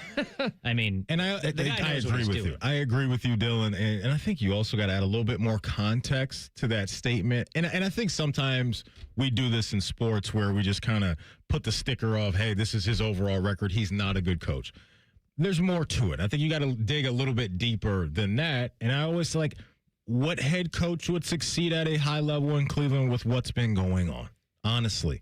And when you don't have a guy at quarterback that is going to provide you a safe floor week in and week out, and you're calling Joe Flacco to come off the couch to save your season, like, that's not competence. That's not good balance. That's not good structure. That's not how things should run. And so I would be easy with that if I were a Browns fan, just a little bit, because I think if this guy does go somewhere and there is good playmakers available to him and a quarterback that's not going to screw things up. I mean, think about what the dude went through with Jameis, right? Like, I love Jameis Winston, but that's going to drive you nuts as a head coach to know that you can dial things up, and this guy is going to hurt us as a team because he's going to turn the ball over time and time again. Or this year, where you're dealing with a smaller quarterback in Dylan Gabriel, who's a rookie, and another rookie quarterback in Shedeur Sanders, who isn't fleet of foot, and, if he doesn't have time, can't really hurt you as a defense, you're going to be held back just a little bit. So I think there just has to be a balance of both when we talk about these things and shine a light on the positives and the negatives. And I think we get lost in that sometimes and just kind of always just go to, hey, well, his record stinks, and so he is not a head coach. I don't like to go about things that way. By the way, if you think you want Kevin Stefanski to be the offensive coordinator for the Cincinnati Bengals, you might as well just say, hey, we're hiring the head coach in waiting of the Cincinnati Bengals, right? Because, come on. Taylor's an offensive mind, right? Yes, like, that's you're hiring the same thing. That's pointless. He's not just an offensive mind. He was Sean McVay's quarterback's coach. Remember that Sean McVay coaching tree for a minute? Part of that tree, baby. How hot that was for a minute. Anybody else in the chat popping off about the Browns or Bengals? Yeah. Ace Wheeler, who says he's a Buccaneers fan, says he wants either Stefanski or Mike McCarthy. That could be fun. I don't mind that. Okay. Todd Bowles has a very, very, very low approval rating in Tampa right now, just in case you didn't know. Yeah. So I think they're keeping him. But man, I really hope they don't. It's 1 p.m. right now, and we got 5 or 6 other openings, and so if we haven't heard it yet, that would be a little knee-jerkish to me, based off of them getting to the postseason last 2 years. I don't know. I just think the way collapsed this year. Yeah, they collapsed horribly. The way that he manages games is not great. I mean, did you see that? I'm pretty sure it was in Tampa Bay, right? That he just kind of said enough with the kickoffs. We're just going to kick the ball through the end zone because he couldn't figure out what to do with the kickoff. I mean, come on. You guys are right to bring up the collapse. They got it in order last game of the year, right? Also, they had Liam Cohen walk out of that building. That's tough. That's tough, right? Because he looks promising for sure and where he is right now. But yeah, that's an interesting one with Todd Bowles, because I just think he's a defensive guy, right? He's no doubt a defensive guy. They didn't have Godwin at full health. They didn't have Evans for a while. And so, look, I understand what you guys are saying, but I wouldn't be mad at giving Todd Bowles another crack at it, because I've seen him do some good things with that unit. So here's the list here's the losing streak that basically killed the Buccaneers this year. It starts off excusable, but then becomes inexcusable. It starts off Patriots, Bills, Rams. So playoff team. And I think the Rams are going to the Super Bowl, so I think very highly of them. And then it turns into Saints, Falcons, Panthers, Dolphins. So we go from tough 3-game losing streak, and then they kill that with a win over the Cardinals, who just fired their coach. And then it's 4 games of losing to the Saints, Falcons, Panthers, Dolphins. Baked into that, your season. That's not all Todd Bowles to me. Baked into that is Baker started to play some bad ball at the time in some of those losses that you're talking about. He was hurt. I'm just saying Baker's productivity wasn't good. It wasn't good, and so I can't point to Todd Bowles as the reason why they lost those games when your quarterback, who's been pretty good for them in Tampa Bay, found a window of time to not play his best ball either. I'll say this, too, because you were making fun of me because I was watching Evan and Tiki on WFAN up in New York. Tiki Barber has been, because the Giants have kind of been thinking about who's going to be our head coach for half the season because they fired Brian Daboll midseason. And so Tiki Barber has kind of been singing the praises of Kevin Stefanski, saying, like, he's going to get another job. He'd be great here. So the Kevin Stefanski approval rating outside of Northeast Ohio and a little bit of Central Ohio is actually quite positive. And I see the vision there. I see the vision there for sure, because we mentioned earlier the weapons that are there. They got some dudes on defense, too, that defensive line that they have. You find yourself a defensive coordinator that can coach those guys up.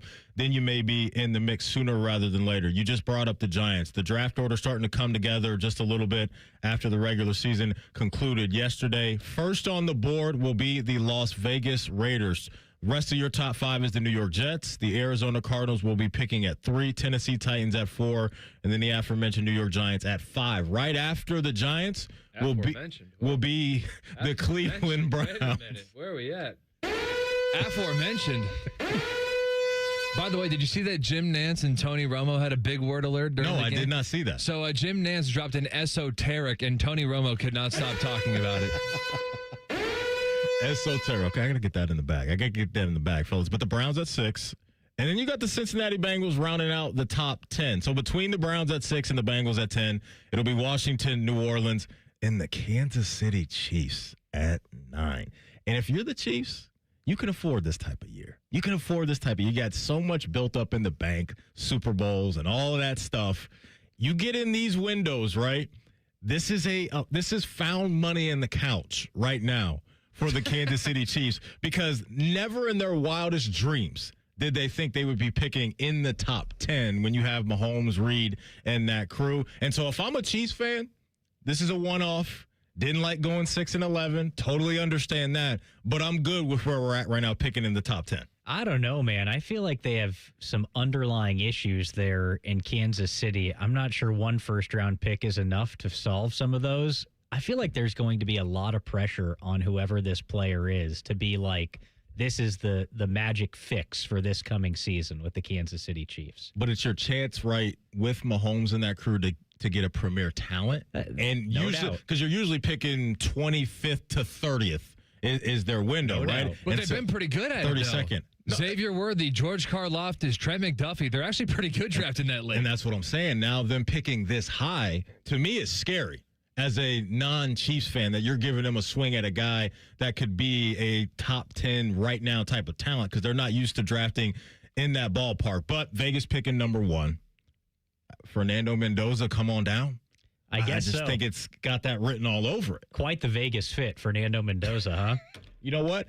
It actually is. Yep. He is the perfect type of guy for Vegas, because he just, to me, doesn't seem like he's going to get caught up in any of the nonsense out there. So I actually think Mendoza's the perfect fit for the Raiders. I was being facetious there, but with the underlying seriousness of this is probably the ideal guy for that scenario. I think the Raiders should draft Diego Pavia. No. Send him to Vegas. I want him to back up Fernando Mendoza. My 2 locations, back up Fernando Mendoza in Vegas or back up Jackson Dart in New York. I feel like either one of those would be tons of fun. Well, send him to the Jets. Put Pavia with Scatterball. It's like, Dart's backup quarterback. Like, could you imagine? Or you could just add him to the Browns mix, too. Just another piece of the puzzle in Cleveland. He's getting drafted. Oh, man. You think he will? Late. He's really short, so, the height bias that works against quarterbacks. He's short, he's old, but he's got that kind of winning pedigree and dog mentality. Fifth or later? Yeah, fifth or later. Gotta be. Probably somewhere in that window. And probably a career inactive third stringer who's only there if both quarterbacks get hurt. We mentioned the Colts earlier, and tough for them right now, right? Because you were rolling for a little bit. They were feeling so good about themselves. They said, you know what? Let's send 2 first-round picks over to the Jets facility. That's not looking too good right now, because where are they going at quarterback right now? You don't have first-round picks for the next couple years. Like that's a tough thing for them, because they were really relying on the health of Daniel Jones And more importantly, they'll still have Sauce Gardner on defense, who's a really good player. But now you just have a glaring hole at the quarterback position. So the Colts are now in a tough spot where earlier on in the season, it looked like the outlook for them was looking really good. Yeah, it's going to come down to what happens with the quarterback, right? Because if Daniel Jones is back there and he repeats what he was able to do, then you're like, okay, so what? We're in a pretty good situation. If not, it looks bleak for Indianapolis, and it starts to look a little bit better for the Jets. I understand that they're the Jets, but if the Colts go downhill, the Jets are going to be smiling, skipping away, very happy. No question. Speaking of things happening over in Indiana, if you think this Hoosier situation is just a flash in the pan, I think Kirk Cignetti over the weekend said, hold up, player. We ain't going anywhere. We'll talk about it next. It's Rothman and Ice right here on The Fan. The best thing about watching football this weekend, talking football on Reaction Monday. Sponsored by the Roofing Guys. The Fan. This weekend, the Ohio RV and Boat Show, brought to you in part by Tel Ohio Credit Union, is back and bigger than ever at the Ohio Expo Center. Whether it's your first adventure or you're a seasoned outdoor enthusiast, this show has it all. One ticket gets you into all three buildings so you can see the latest in RVs, boats, motorcycles, ATVs, golf carts, and more.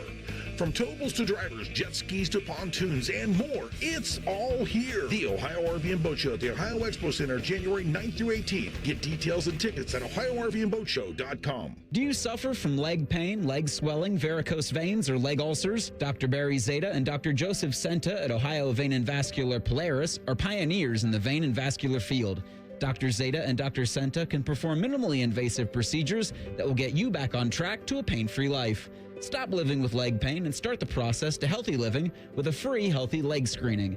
Go to loveyourveins.com or call 614-426-VEIN. That's 614-426-VEIN or loveyourveins.com. Would you enjoy watching a football game if the officials were paid a bonus for every flag they threw? Or a basketball game where the refs got paid for every foul they called? Okay, how about hiring a furnace and AC company that pays its technicians by the number of parts they can sell you? Hi, this is Dennis, president of Care Heating and Cooling, and today, this is how many companies operate. They call it performance pay, and it rewards technicians by paying them more for billing you more. Why is this bad? Because it abuses your trust in a technician to be treated fairly and honestly. At Care, we've been family-owned for 31 years and have always paid our technicians by the hour for repairs. We'll show you exactly what needs to be fixed and why, and give you our low upfront cost before we start. And unlike other companies, our technicians will never be rewarded for throwing more flags. Our Central Ohio-based staff is here for you 7 days a week. Care Heating and Cooling. Book an appointment online at careheatingandcooling.com or call us at 1-800-COOLING. When you need a company you can trust. At National Geographic Society, we believe in the power of wonder. It drives us to explore, pushes us to see the world differently, moves us to action. And we believe that today, wonder is more essential than ever. Wow. That's why we're supporting a new generation of explorers to ask big questions, make breakthroughs, and bring the future closer. Wonder awaits. Will you join us? Visit natgeo.org/wonder.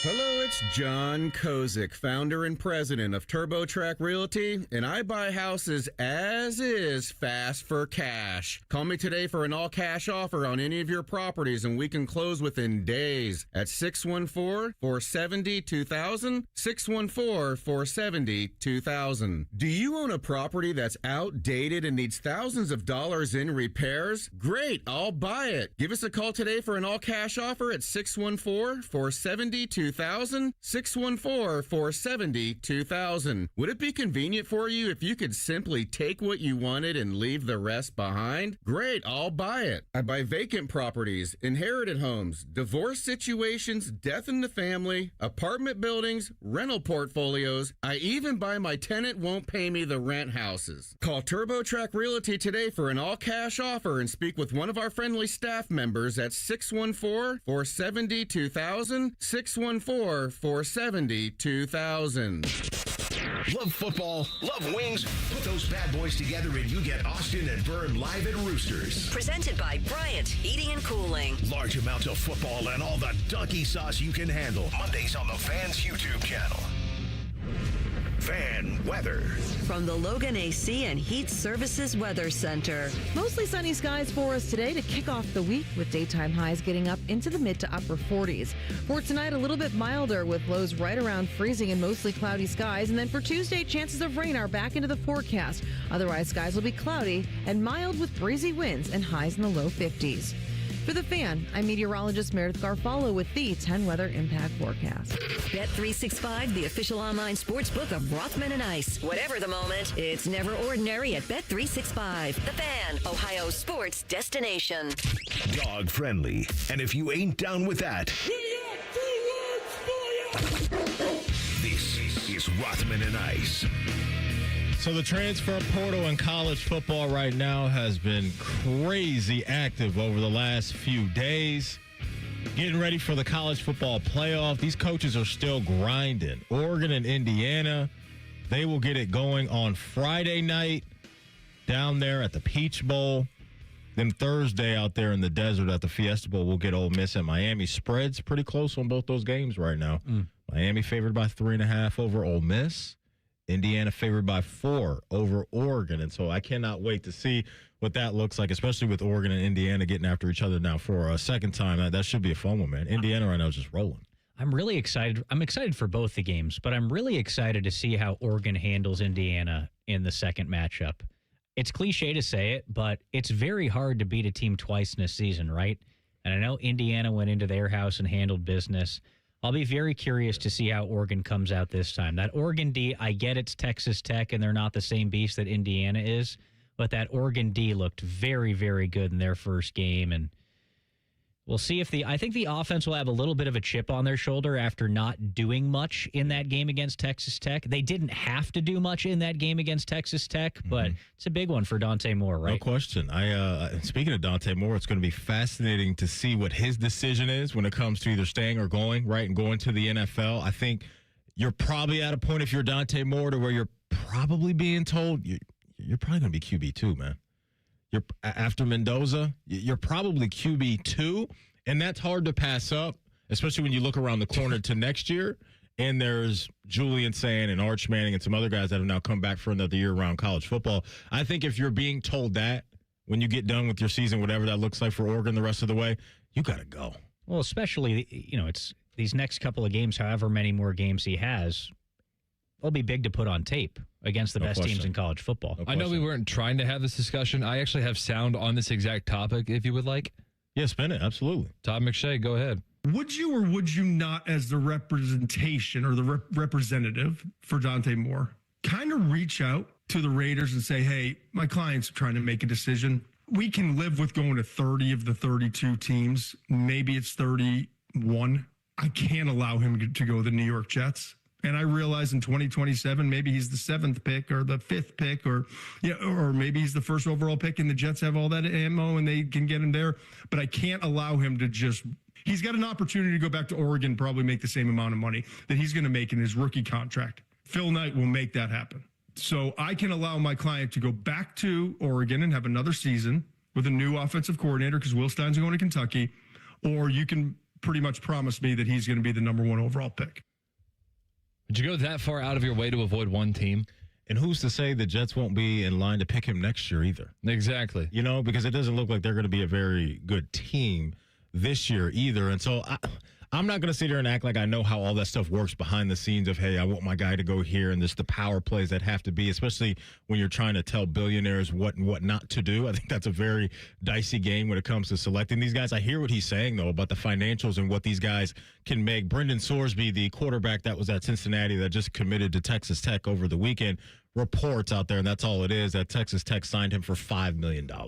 And so, yeah, I could see how guys could look around and saying, hey, I'm going to come back. Financially, I'm comfortable. I love my head coach, yada, yada, yada, all those things. We know Uncle Phil, he's not messing around with cutting checks out there. But I just think there's a lot of things, DT, that just have to happen for you to avoid a team in the NFL. And that's a major power play that I don't really know if you're not, let's say, even like, can Arch Manning even do that? I don't know how it works, man. I hear what he's saying, but I don't know if I fully agree. Well, it goes without saying, but do we even know that the Jets want to take a quarterback this year, or are they going to go about it smart because they've got all these picks? You could set up a foundation for a guy that's coming in. You just brought up the potential quarterback class next year. Maybe they prefer one of those guys, and they say, all right, let's use the draft capital we have right now. We, of course, have those Colts picks going forward. If we really had to, we could trade for the number 1 overall pick and draft a guy like, say, it is Arch Manning next year.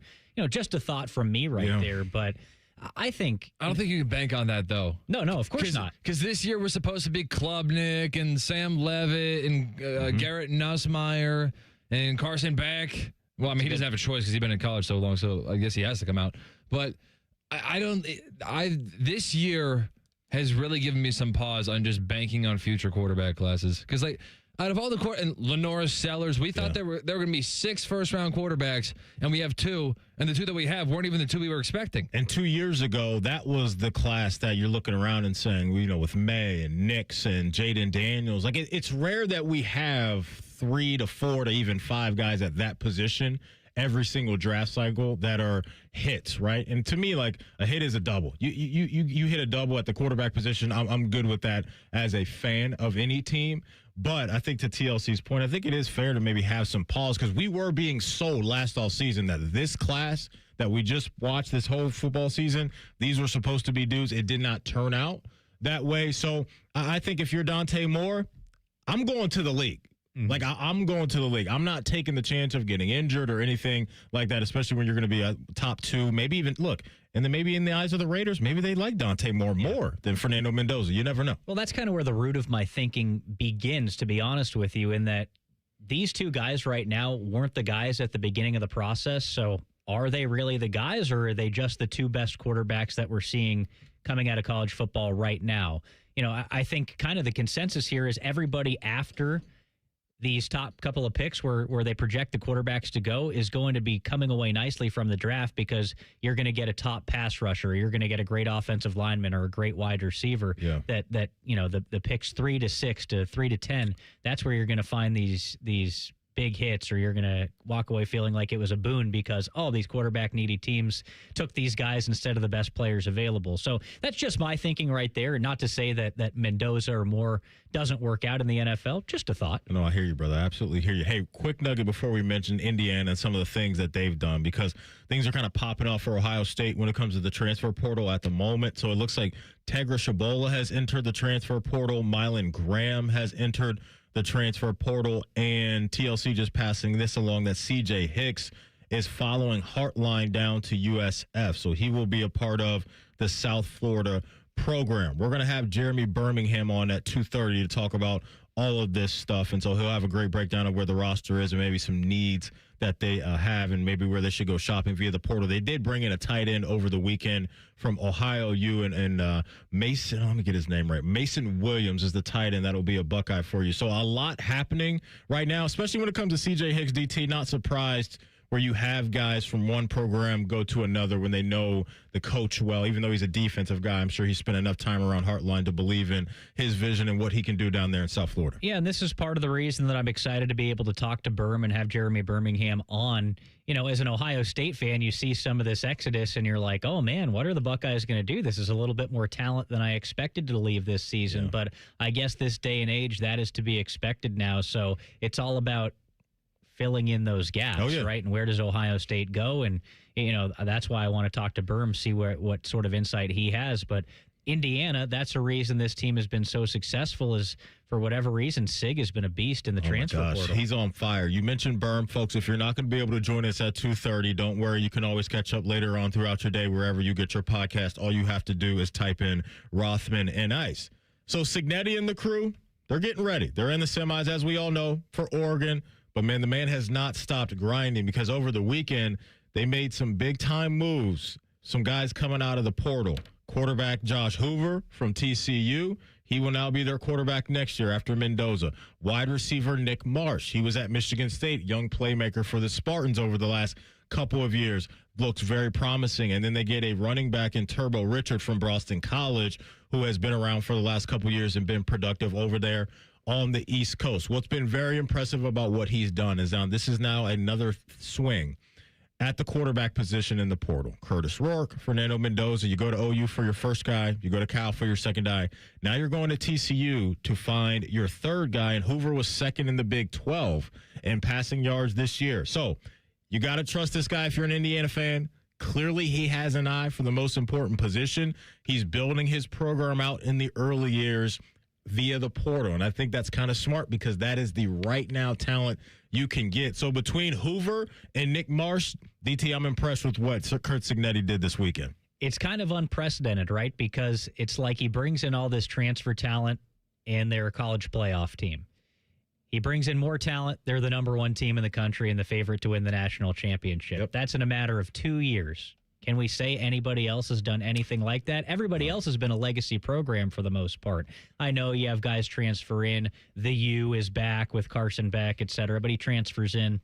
A lot of these other schools are just legacy programs. Yeah. So it's very interesting to see Indiana do this, and I'll be curious to see how Kurt Cignetti builds them in the future. Is this a thing that they just do year over year over year and compete every year, or does it get them further into national relevancy and they're able to recruit long-term, start to bring in some more of those big names, the 4 stars, the 5 stars, because they have that national name brand and recognition now? They've got the financial backing with the moves that they're making in the portal. To your point, the runs that he's gone on the last couple of years, these guys, especially now, I think in the high school ranks, will start taking to that, because you got to think, like, these kids that are in high school right now have no clue about like Indiana football. Like, no, that's not a thing at all. And so, yeah, I mean, this guy is he's rocking and rolling. So some big time competition in the Big Ten for sure for Coach Day and all these other head coaches around the conference, because it doesn't seem like Cignetti is going anywhere anytime soon. Coming up in 2 minutes, bottom of the hour, busy day around the NFL. Brendan Deeg from The Score will join us next. It's Rothman and Ice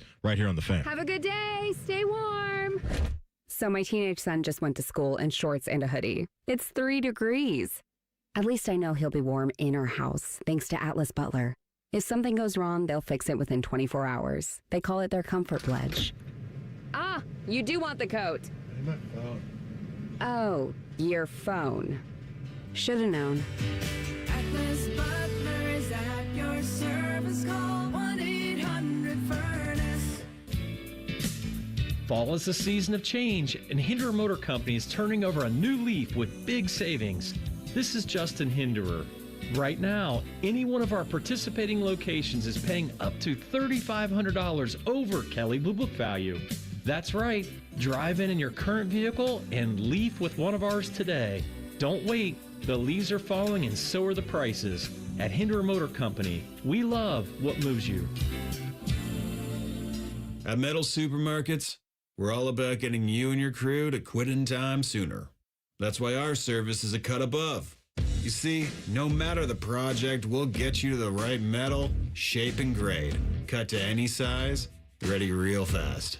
And yeah, we'll deliver, leaving plenty of time for the important things, like opening an ice-cold can of aluminum. Metal Supermarkets, the convenience store for metal.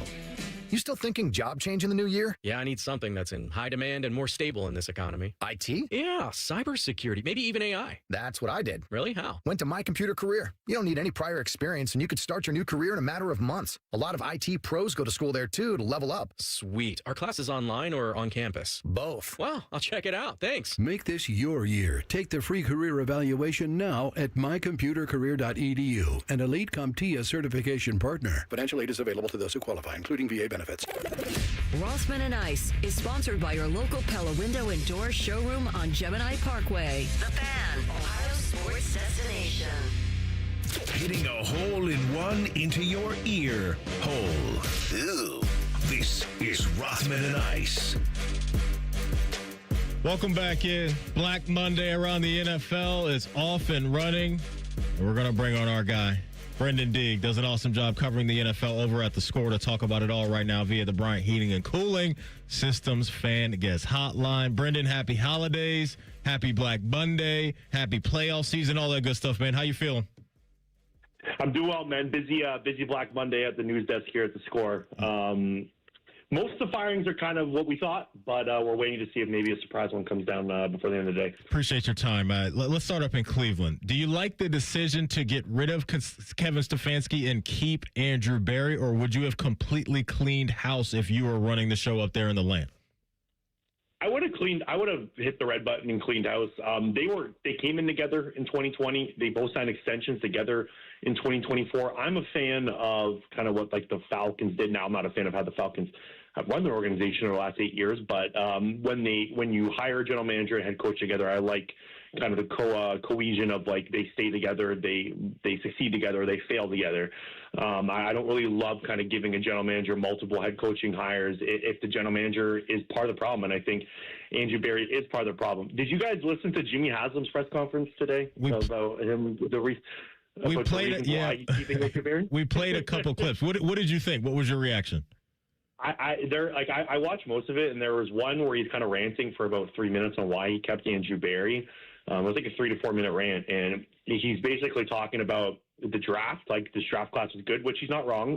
The Cleveland Browns did have a solid draft class. The Dylan Gabriel pick was obviously not that good. Two of the players were running backs that they got. They also got Carson Schwarzenegger, who's going to do like all pro season. Like they've got good players, and they got the trade down. But like he went on this rant about Andre Schmidt like being the best kicker, and like he went on like a 130 rant about how it's like solving the place kicker issue. He went on about the Tyson Campbell signing. He said like the Malik Collins signing was like a franchise changer. It was just weird. Those moves that he's talking about like shouldn't keep your job. Now I know a lot of people are like hyping on Andrew Berry, like he made the Deshaun Watson trade. Now that's an ownership move in my opinion, right? Like ownership has to okay that trade. Ownership has to okay that contract. But Andrew Berry was obviously involved in it, and for all the reporting, kind of sounds like Kevin Stefanski wasn't a huge fan of it. So I just like this was an easy opportunity to clean house, rip off the Band-Aid on both sides, and I just felt like they kind of missed an opportunity here, and I don't think Andrew Berry's done enough to hold on the job. But the biggest problem with Cleveland's the ownership. Like you guys know, every Cleveland fan knows this. Like the Haslam family, their third worst winning percentage since they bought the team in the NFL. This is an ownership issue that's not going to go away to the Minnesota team. Brendan, speaking of ownership, we've got lots of discourse in our YouTube chat right now. Lots of conversation about the Brown family and the Bengals and Duke Tobin, Zach Taylor. They're running things back there. What do you think they should have done? Does it surprise you that they haven't made any moves in Cincinnati? No, it didn't surprise me because all the reporting coming out of it, like over the last few days, we've been kind of following it, like where the tea leaves are going, and everyone was saying Zach Taylor was going to be back. Mike Brown didn't waste any time jumping on it today, releasing a statement. It almost might come down to money. Like Zach Taylor's under contract for 2026. Like Mike Brown is notoriously cheap. Probably doesn't want to pay a head coach to not coach his team, right? Like I am assuming that has something to do with it. I'm of the belief like a 3-year no playoff run in the NFL should get you fired. Zach Taylor's not made the playoffs in 3 straight seasons. Now the defense is to blame for that. Like if you look over the last 3 seasons, when I did the Zach Taylor research and article for the Score today, over the last 3 years, they rank 29th in total EPA and 32nd in yards per game over the last 3 seasons on defense. Now, the problem is Zach Taylor already played his defensive coordinator card. He already fired Lou Anarumo. Usually, head coach gets kind of one chance to like fire a defensive coordinator and hire a new one. And under Al Golden this year, they were 30th in points per contest. And you can make the argument like a lot of those numbers are also inflated because of the last 3 games where they played Miami, Cleveland, and Arizona. So like this was the worst defense in the league through 15 weeks. The management of like Shamar Stewart's contract throughout the beginning in the offseason, the mismanagement of Trey Hendrickson, like they've done such a poor job drafting on defense with none of the like top 3 draft round like defensive selections they made over the last few years have really panned out at all. They needed an influx of youth of young talent on the defense with how expensive the offense is, and they just haven't been able to do that.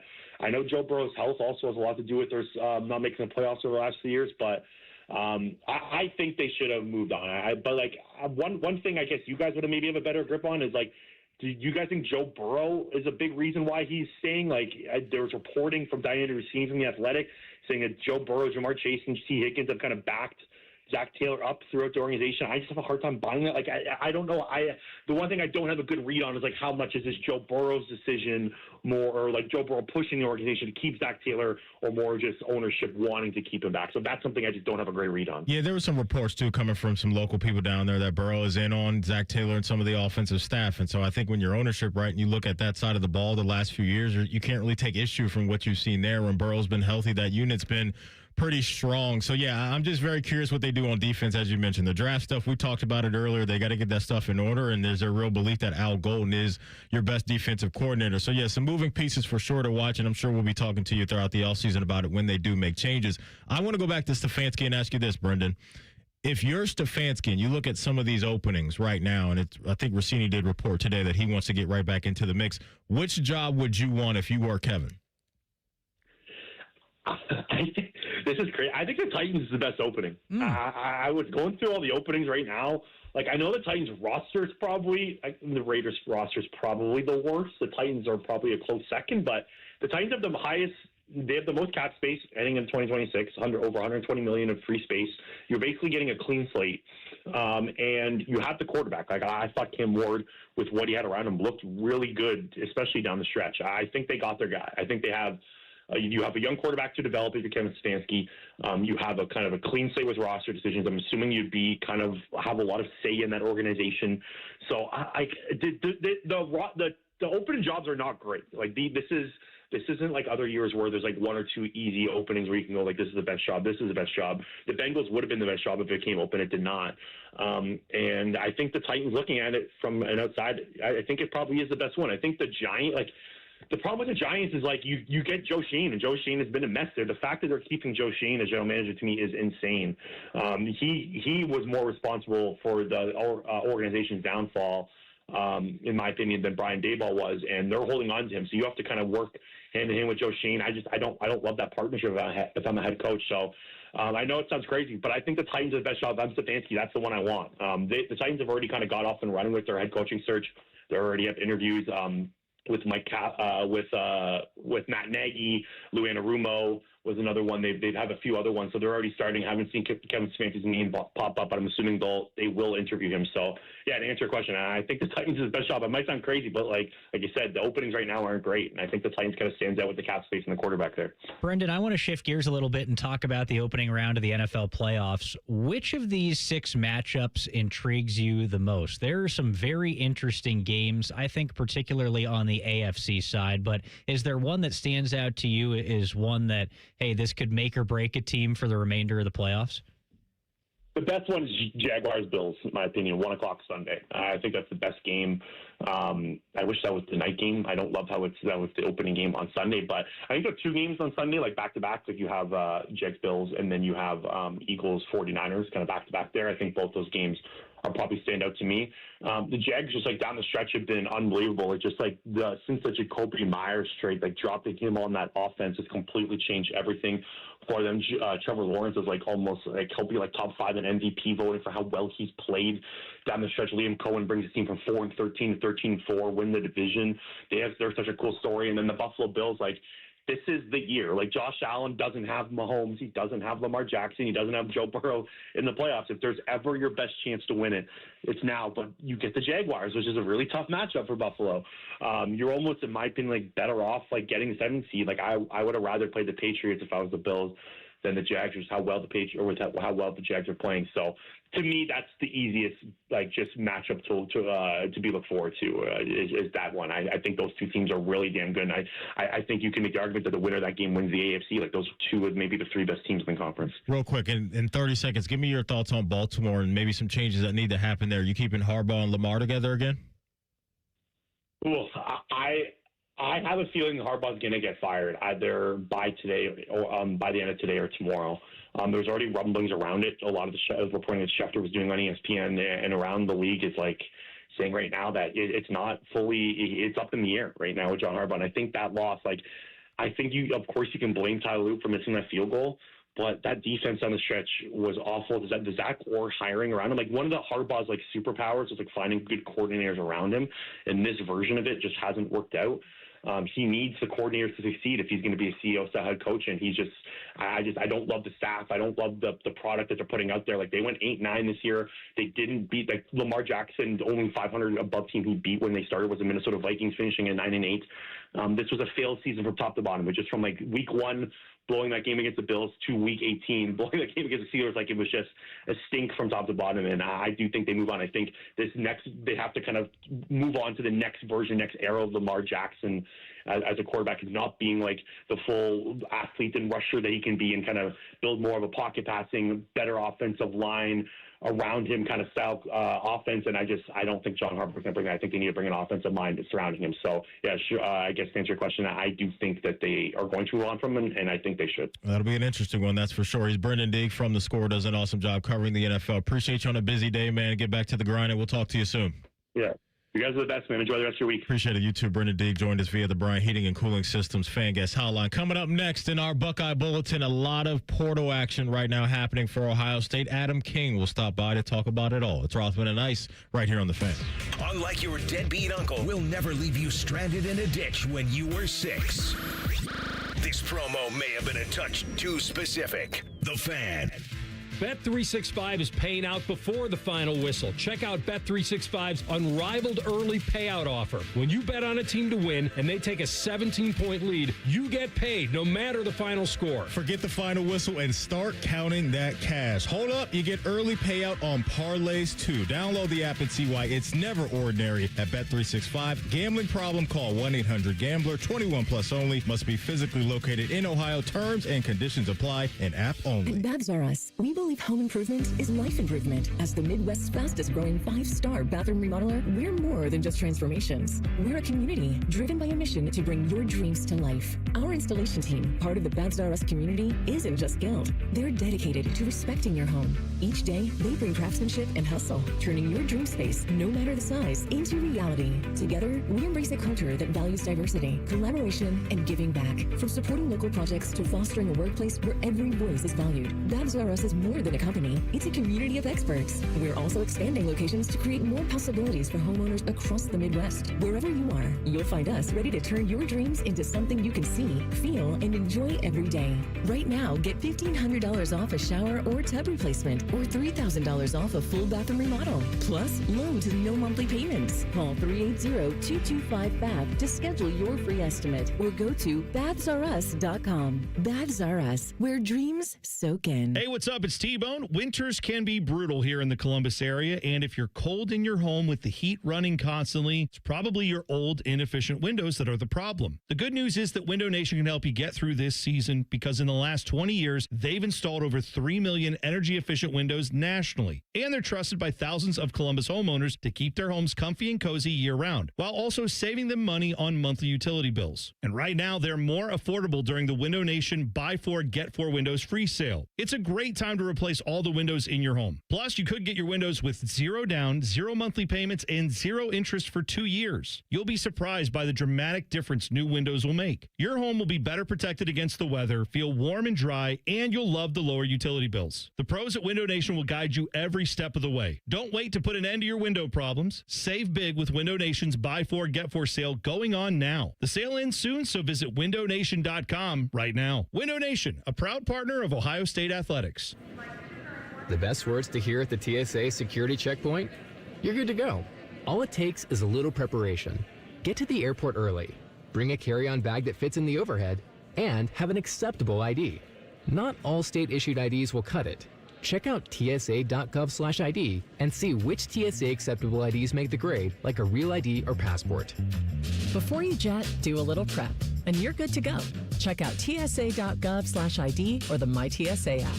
Get ready for the college football playoff with a $9.99 haircut coupon from Great Clips. Kick off your game day look with convenient online check-in and the Great Clips app. The skilled stylists at Great Clips salons will save your haircut details in clip notes. And with a $9.99 haircut coupon, you'll score elite savings too. Visit greatclips.com/football to get a $9.99 haircut coupon. But hurry, offer ends soon. Great Clips, official sponsor of the college football playoff. Valid only at participating U.S. salons. Terms apply. Enjoy more ways to save at Kroger, like low prices in every aisle. And you can clip and save more with digital coupons in the Kroger app.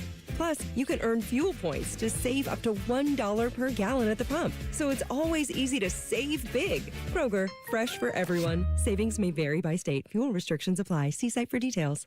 During our BOGO sale, select fresh Tyson chicken, Giant General Mills cereal, Entenmann's, and more are buy one, get one free with your card. Kroger, fresh for everyone.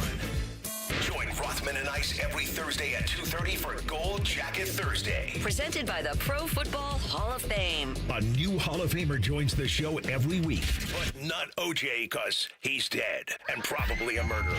The Fan. The Fan Guest Hotline is sponsored by Cosby Heating and Cooling and Bryant, doing whatever it takes to keep you and your home comfortable. The Fan. Rothman and Ice present Buckeye Bulletin. Sponsored by Window Nation. Buy 4 windows, get 4 free from windownation.com. Welcome back in, folks. Dylan Tyre in the house today for AR. And look who stopped by.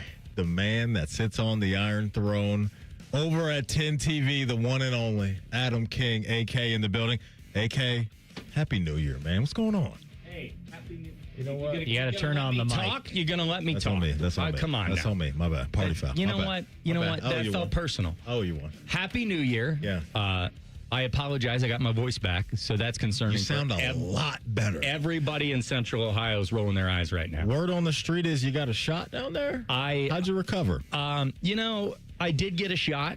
I will say it was the most painful thing I've ever experienced. Really? Because they shoot it right into your muscle, and like I couldn't move my leg. Funny story about that. I went out to the doctor and I was like, hey, is it supposed to be like that you can't move your leg? It hurts so bad. She goes, no. And she freaked out. She's like, what's going on? She's like, you were just here because you lost your voice. And then the other nurse that actually gave me the shot's like, I gave him a shot. And she's like, oh, I didn't know you already. She thought that I had 2 symptoms, that my leg had shut down and that I no longer had a voice. And she was ready to call the squad. So, well, it's good to see you, man. It's good to see you. Got Dylan in the building. Dylan, go ahead, man. What do you got for AK? You can ask him anything, literally. Well, AMA. I was going to ask you how you enjoyed yourself down in Texas outside of the game, but I knew you had the voice troubles. I didn't know you had completely lost the voice and gone through all of this. But otherwise, how was the trip down there? It was a great trip. The Cotton Bowl does it right. It was great until it wasn't. And then it was real bad. Then it was awful. Then it was better for about a third quarter, and then it was bad again. Mm-hmm. Pretty terrible. Yeah. Where does Jerry's World rank for you among venues that you've been to? I'll never go back to Jerry's World. I've covered 2 Cotton Bowls, the Missouri and the and the Miami one. I'm never going back. I'm out on Jerry's World. Games on New Year's Eve right now for Ohio State. Games at the Cotton Bowl. I'm out on Jerry's World. Jack's play was great. I'm out on Jerry's World. I saw a video that you tweeted out. Yeah. And it was your conversation you were having with Sonny Styles. Yeah. And I know a lot of people like that video because Sonny's been homegrown talent, cool story from safety to linebacker, looking like he's got a real chance to be a first-round pick here in a couple months. Just talk about talking to Sonny after the game and just kind of what you took away from that convo. Sonny is a really, and not to make this, it's, like a sidebar here. Sonny was an athlete of the week when I got here at Pickerington Central. So he was, I covered him in high school. I sat down with him to do a story on him, and we that's how we got close. And so he's one of the first guys that I've ever covered in my Ohio State career where you saw him really just develop the whole way. And it's very sad. You're excited to go see him at the next level. I think Sonny Styles is going to be one of those guys. I think he could have, this is obviously a dramatization of it, but a Cam Hayward-esque career where 10 years from now, you're like, man, Sonny's still in the league and he's still killing it. And that was probably one of the hardest. They bring him up on golf carts into the media room there. And he wasn't a part of the initial group. So when they brought him up, I thought, man, this is going to be our last interview with Sonny as a Buckeye. And that's crazy. And Buckeye Nation, the one thing that I do love is that they know how important Sonny Styles is to this program. I commented on there that, he's one of the greatest, got one of the greatest Buckeye legacies of all time. And someone said, one of the greatest. Well, he's a national champion. He grew up in Columbus. He went on to wear the Block O and be a captain of this team. He got his gold pants in his senior season. Sonny Styles carries just a legacy that's really, really hard to match. Adam, where do you think Ohio State goes from here? Like, let's just rip the Band-Aid, because obviously it's a frustrating loss for Ohio State. People are talking about, hey, maybe the identity of this offense needs to change because they played so slow in that game they couldn't dial it up. Now you're seeing an exodus of some top talent at Ohio State. Where do the Buckeyes go from here in your eyes? I'm going to say something that nobody likes to hear. Let's hear it. Calm down. All right? Everybody just calm down, okay? The game was 6 days ago, okay? You haven't, I understand that Mylan Graham is a big name. He wants to be a wide receiver 1 somewhere. That's Mylan's dream. CJ Hicks going to USF. CJ Hicks is going to USF. CJ Hicks was not coming back. That's not a shocker. Bryce West and Aaron Scott, that's a little surprising, but those guys didn't get on the field. They see more in Devin Sanchez. Everybody just calm down, all right? The program is going to be fine. Do I think they need to go out there and get an offensive coordinator like a Brian Daboll, which I think we should put big poster board all across Columbus about? You know something? I love Brian. You know something we don't know? I think Brian Daboll would be a great hire for this program. We know how the TV people operate. Their opinions are news leaks that were fed to them. Wasn't it Daboll that was in the Penn State hoodie walking out of his house or something, and everybody got all up in arms about that? Was that him? He is a kid who goes there. Okay, there it is. Okay, sorry, go ahead. I still think there's a long way to go in this search. I do think that Brian Daboll, someone like that, someone who comes in and is the Matt Patricia of the offense, as Matt Patricia did with the defense. Let Ryan Day be the head coach. Obviously, it's always going to be the Ohio State offense, but I am on record here. I think when all is said and done, the excitement around this team when we get to spring practice will match that of the 2024 season. So is Ohio State the new Alabama? That's what I was just about to say. To coaching rehabilitation. I think that is just everybody just take a deep breath. Remember you don't have time to breathe in modern day college football, right, man. And over in the Woody, they're not taking a deep breath. They're full bore ahead, but you don't know everything that's going on behind the scenes. Well, you do. Is that what you're saying? No, I don't know. Fire the gong. No, that's not what I'm saying. Is you don't know until somebody puts pen to paper where they're going in this transfer portal era. Fair enough. Hey, before we let you go in our last minute, how did Miami fans treat you after the game? Because I know prior to the game, there was some smack talk on Twitter. You were letting them have it a little bit. How were your mentions after the game? You know what my voice sounded like after the game? Yeah. I watched Wall to Wall. I did know. Yeah, sounded terrible. Go watch a lot of those post-game interviews. It sounds like I'm crying when I'm interviewing the players. I don't have any voice. If you think I was talking smack with Miami fans, I was getting out of there, getting on a plane. Sonny, it's so great. It was rough about your Buckeye legacy. Yeah, that was my voice. I gave it all. You're a grinder. You took a shot. I gave it all. You took a shot for the folks. I have a question. Last week when you got benched from the Nicole and Tyvis show or whatever that was called, was that mid-show that you got yanked or pre-show that you got yanked? It was pre-show, and I just want to say it was actually the greatest thing that could have happened. In the moment, I was obviously devastated. They said, you can't go on. You have no voice. And it was bad. And that allowed me to go get the shot and allowed me to get the help I needed to get back for Tuesday. So sometimes, you got to sit on the bench for 5 hours to make sure you're ready for the big show. AK, it's always good to see you, man. Hey, it's always good. Where's Rothman? The holidays are over. Hey, man, Rothman's handling some business, okay? Our guy's handling some business. All right. We'll hold it down. You're not happy to see me? Like, come on. No, I'm beyond thrilled to see you. All right. I just don't want welcome. I was hoping that Rothman was gone for good. Is that not accurate? No, he'll be back. By the way, DT won in the hair battle today. DT's got a fresh cut. Your hair's looking good, but DT's got the fresh cut. I told him he looks like a Cali kid in a good way. He's got that fresh cut, doesn't he? Doesn't it like Calabasas energy right now? Oh, yeah. Hidden Hills energy right now. Hanging out with the Kardashians, yeah. Hey, did you see the videos of Joe Burrow fixing his hair for like 20 minutes in the post-game press conference? Yes. Nicole Sheeran texted me and goes, "This is Adam King." Wow, Nicole's throwing shade behind my back. That's what you guys do over there. You guys throw shade at us all the time. Wow. You TV people look down on us. So it's always good when you guys, face.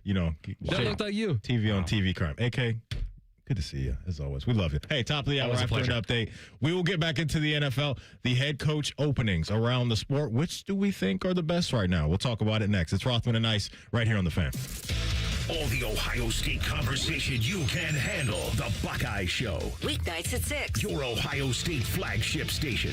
The Fan. Hey, it's Anthony Rothman here for Germain Honda of Dublin. So what's the difference? There are other Honda dealers around. Well, Rich Newsom and his team want to earn your trust. They don't expect it, and they earn it by giving you a great price, and then they back it up after the sale. With same-day service, no appointment necessary, a great variety of brand new Hondas, and hundreds of pre-owned certified Hondas to choose from, all at the same location. Identify yours at GermainHondaofDublin.com. Germain Honda of Dublin, Sawmill Road, just south of 270.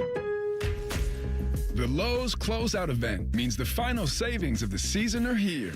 It's your last chance to get deals on seasonal decor, tools, flooring, and so much more. Refresh your home, check off your project list, or simply stock up on the brands you trust. Shop now to grab amazing deals before they're gone. Lowe's. We help, you save. Valid through 1/7. Selection varies by location while supplies last. Jake from State Farm. I just beat my running PR, so I'm celebrating with the Banana Bonanza smoothie. Hey, and you can keep celebrating when you create an affordable price just for you by bundling your home and auto with the State Farm Personal Price Plan. Go bananas. I will. Hey, make it a large. Bundling, just another way to save with the Personal Price Plan. Like a good neighbor, State Farm is there. Prices are based on rating plans that vary by state. Coverage options are selected by the customer. Availability, amount of discounts and savings, and eligibility vary by state. I always still look at myself as a high-performing athlete, even at 40 years old. And so I want to go able to run fast and do things that I could 15 and 20 years ago. And it was getting to the point where the pain was starting to limit that. Pain attacks people from all walks of life, not just former professional athletes like Bobby Carpenter. That's where QC Kinetics non-surgical treatment steps in.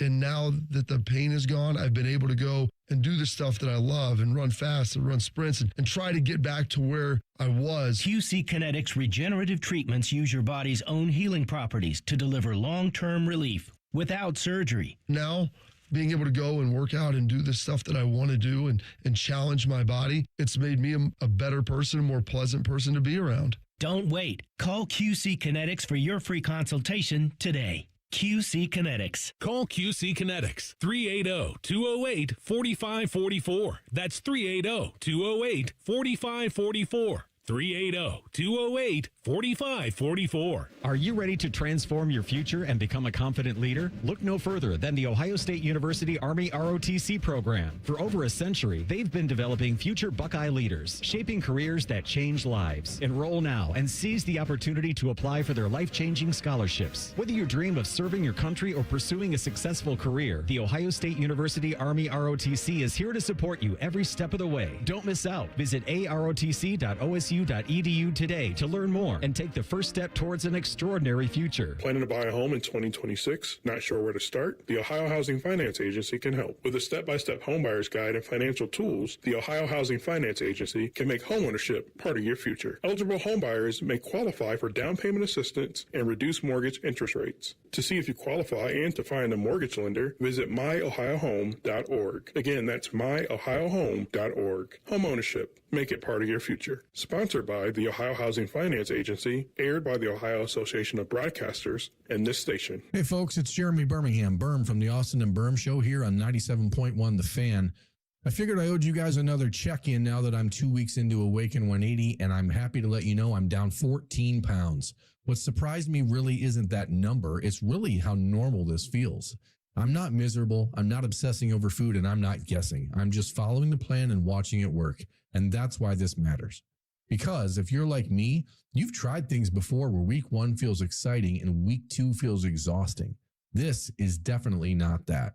Awaken 180 gives me structure. It tells me exactly what I need to do and is with me to ensure that I'm doing it right. Ultimately, that's the difference. For someone like me who spends a lot of time on the road, in the car, and eating at weird hours, all that stuff matters. If weight loss is your goal this year, don't pick something you hope you can stick with. Pick something that's already sticking. 2 weeks, 14 pounds, and I'm just getting started.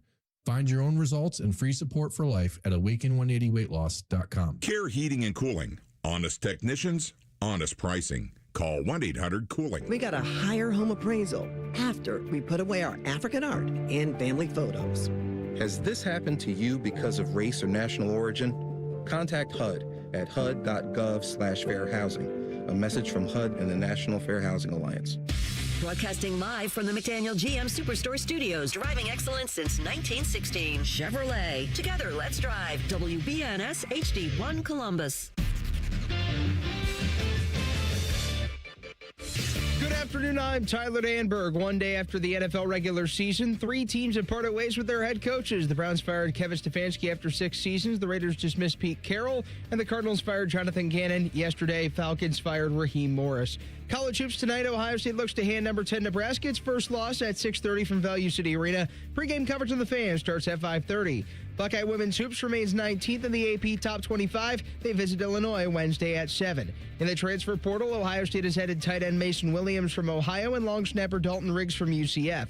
17 Buckeyes are in the portal, including starting right guard Tegra Shabola. According to reports, defensive end CJ Hicks will join Brian Hartline at South Florida. This update sponsored by BMI Federal Credit Union. Need help recovering from the holidays? Get a holiday loan from BMI Federal Credit Union. BMIFCU.org/holiday loan.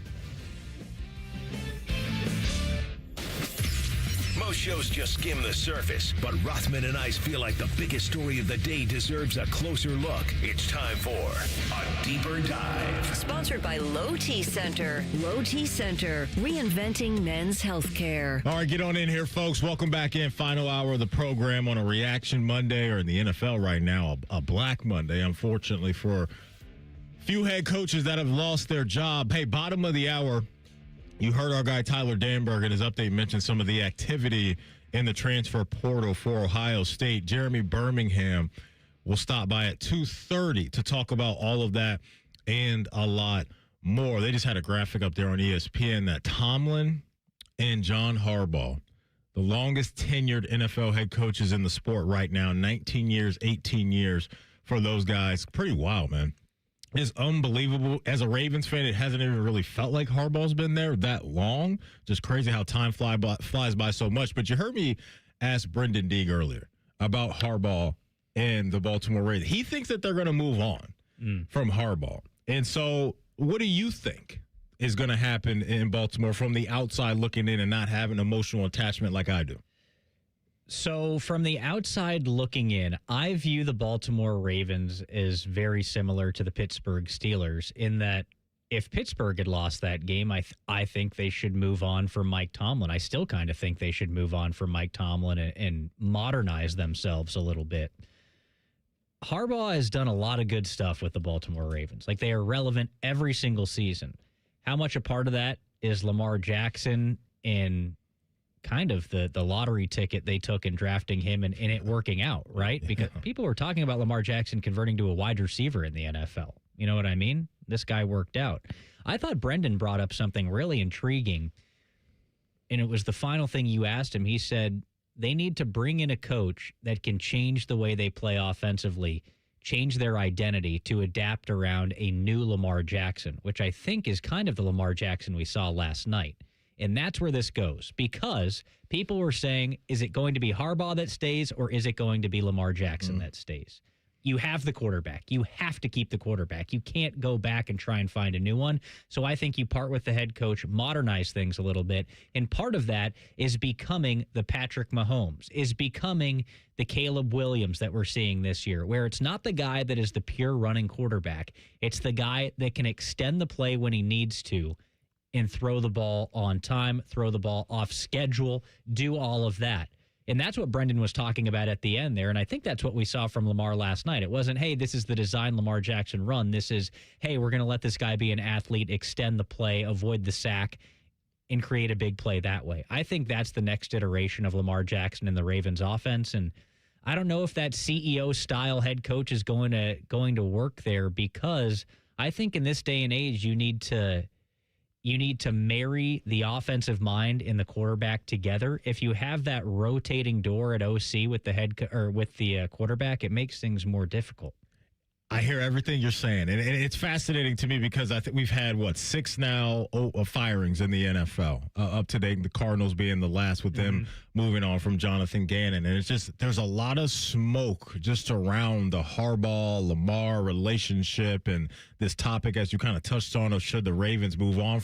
Something is happening behind the scenes, there was a report coming out of one of their newspapers out there that maybe those guys aren't seeing eye to eye anymore and all that. When Harbaugh talks in the media, too, about, the Lamar injuries, there's always sort of this, give and take where he says one thing, then he maybe has to go back and say something else to defend his guy after maybe he slighted him, and then Lamar says something where it's like, oh, no, I'm not actually hurt, or hey, this is actually what I am dealing with. It's kind of a weird back and forth. They're not on the same page. It just doesn't feel that way, and I'm with you. You have the hardest part of the equation figured out, and that is a franchise quarterback that you can rank in somewhere in the top 5, wherever you want to put him. And so, that's kind of the wait and see mode. I think that would be kind of the biggest surprise, I think, for some people if they move on from Harbaugh because of the body of work that he has built over the now almost couple decades over there in Charm City. TLC, you're the Steelers fan.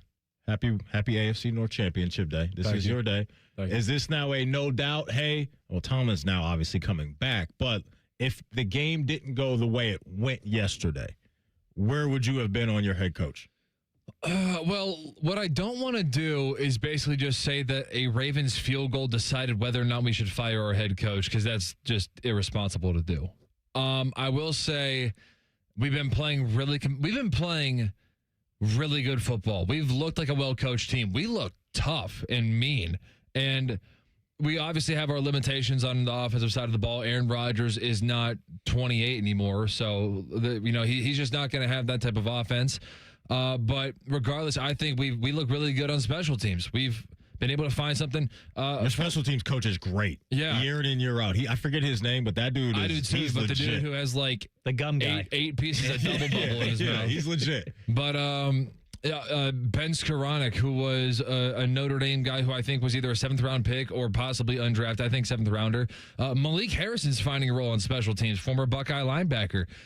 Former Raven. Former Baltimore Raven. Patrick Queen, by the way, former Baltimore Raven, has a role on the team. All the ops linking up over Danny there Smith Pittsburgh. is the special teams that's right. coordinator's name, by the way. Thank you. We couldn't remember the name Danny Smith. It's like the most basic name you could come up with besides John Smith. But we looked like a well-coached team. And you kind of got to really follow it. And that's actually what I felt about Stefanski was despite all the limitations. And look, man, if you have all the talent in the world, you should win. But what do you do when you have limitations? And I think actually the Steelers, it's funny, the comparison between the Steelers and the Browns. I know we're talking about Steelers versus Ravens, but the Steelers and the Browns, I think, profile kind of similarly a little bit in the sense that they were better defensively than offensively. But Stefanski with me, the Browns looked really disorganized. Even on the field, their operation, their game clocks up. They're taking time. The Steelers had issues with that, but that was because of a helmet issue with the communication with the play. But the Steelers look like an organized football team. So not when Aaron Rodgers is taking needless timeouts, though. Yes. So if we can get the helmet communication fixed, that'd be great. But I ended the season feeling pretty positive. Yeah. These last handful. Throwing away the Browns game was just weird. I don't know why we did that. I don't know what happened. They obviously have a tremendous defense, so we were limited there. But man, I really did end this season feeling optimistic. So just viewing this season individually, because I don't want to go through the whole 15-year history of the Pittsburgh Steelers and the playoff issues and stuff like that. But this year, I felt like we about maxed out. We looked well coached. We played tough. We tackled well. We had good special teams. We looked like we did the little things. And I attribute That's coaching. I attribute a lot of that to coaching. Yeah. And so we'll work on the talent later. It's a GM issue, but I think Tomlin really did a good job this year. I'm with you, man. And that's kind of the difference in where I'm at with Harbaugh is that when I look at his body of work, I'm here for Super Bowl, consistent year in and year out, cannot, scoff at that whatsoever. But he's had the quarterback. Mm-hmm. Tomlin has not over the last few years. And I happen to think that a lot of these fourth quarter leads that I've seen vanish would not be that way if Mike Tomlin was running the show. That's the difference between the two for me right now. And so that's why I am okay if they want to part ways with Harbaugh at this point, is because some of those things and how the team hasn't been able to finish when you've had these, not only just the quarterback, but the rosters that he's had over the last few years with the acquisition of, a Derrick Henry and bringing him in and his Hall of Fame career and what he's been able to do. There's been too many of those head-scratching losses, not even really just in the postseason, but also in the regular season as well. And so it's just, somebody was asking me how I feel, and I was like, obviously I feel crappy about, what happened yesterday, but it's just all about expectation for you as a fan, right? Because some people would always say to me, like Browns fans have always said, Matty, I would just kill to be a Ravens fan and be where you guys are year in and year out. But I also say what comes along with that is a standard that's hard to get over year in and year out. But it's the heartbreak, too. You can experience heartbreak in two different ways. It can be your team is just sucky the entire year, or like my team, a couple years ago, you host an AFC championship game, you hold the Chiefs to 17 points, you don't win that game. Last year in Buffalo, 2-point conversion right in the breadbasket for Mark Andrews. He drops it, right? Your season's over. Then yesterday, a rookie kicker can't make a field goal, and your season is over as well. And so I'm very, very scared for my team if they fire Harbaugh, because it's one of those things, like I've always said about Tomlin, be careful of getting rid of somebody that has been consistent. But it also does feel like there needs to be a new jolt of energy in that franchise, and I would understand if they did it. Well, and that's why these franchises are kind of dealing with similar things, right? It's that, hey, we have been consistent for so long, but it's also, I think we need something else to get over the hump and take the next step, but it's scary to do that because we might be leaving all that consistency in the rearview mirror. But what you said, and I think TLC made an excellent point in saying, the Steelers are a well-coached team. That's why they've been able to squeeze the most out of themselves this season. We didn't see as much of that from the Ravens this year. Maybe that is the beginning of, okay, we need to make a change for sure. Here. And that's why I've been saying, you drop a good quarterback into Pittsburgh, that gets scary because we've seen what he can do in the past, right? I don't even know if he needs a Hall of Fame talent like Big Ben was, but their floor has just been really low at that position. You raise that up, and I think Mike Tomlin will continue to cook. Coming up in Pre-Snap Reads, you will hear from Andrew Berry on the decision to get rid of Kevin Stefanski in the quarterback position as well. It's Rothman and Ice right here on The Fan. What's the point of watching football all weekend if you can't overanalyze it?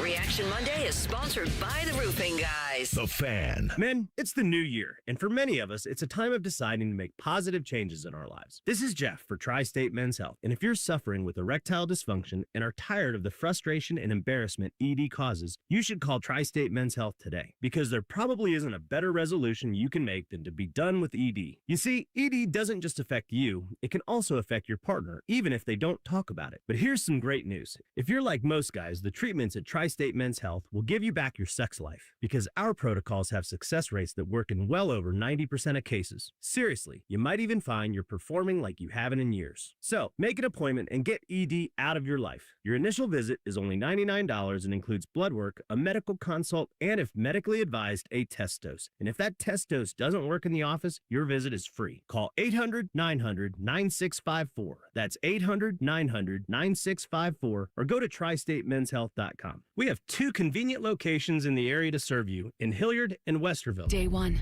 the hardest day. The day you hear, this is a type of blood cancer. At the Leukemia and Lymphoma Society, we are here to help you move past day 1. To learn more and get help on any day, visit LLS.org or call 1-800-955-4572. Hey, it's Anthony Rothman here for Germain Honda of Dublin. So what's the difference? There are other Honda dealers around. Well, Rich Newsom and his team want to earn your trust. They don't expect it, and they earn it by giving you a great price, and then they back it up after the sale with same-day service, no appointment necessary, a great variety of brand new Hondas, and hundreds of pre-owned certified Hondas to choose from, all at the same location. Identify yours at GermainHondaofDublin.com. Germain Honda of Dublin, Sawmill Road, just south of 270. From military life to a rewarding career in IT, kickstart your new journey in a matter of months in the fields of IT and cybersecurity, including AI. Learn more at mycomputercareer.edu/CWP. Financial aid is available for qualified students, including VA benefits. Hey, what's up? It's T-Bone. One of the great annoyances in life, at least for me, is the check engine light, right? You get in your car, you see the check engine light, and you go, I got to take care of that. I don't know what it is. So you let it sit there forever. It bugs you, and eventually a bigger problem happens. Well, every day in your house, your check engine light might be on, but it's not your engine. It's your windows. Because you sit down on your couch, you feel the cold, drafty air coming in through your windows, and you go, I got to do something about these windows. But just like the check engine light, I'm afraid of how much it's going to cost, and I don't know where to go.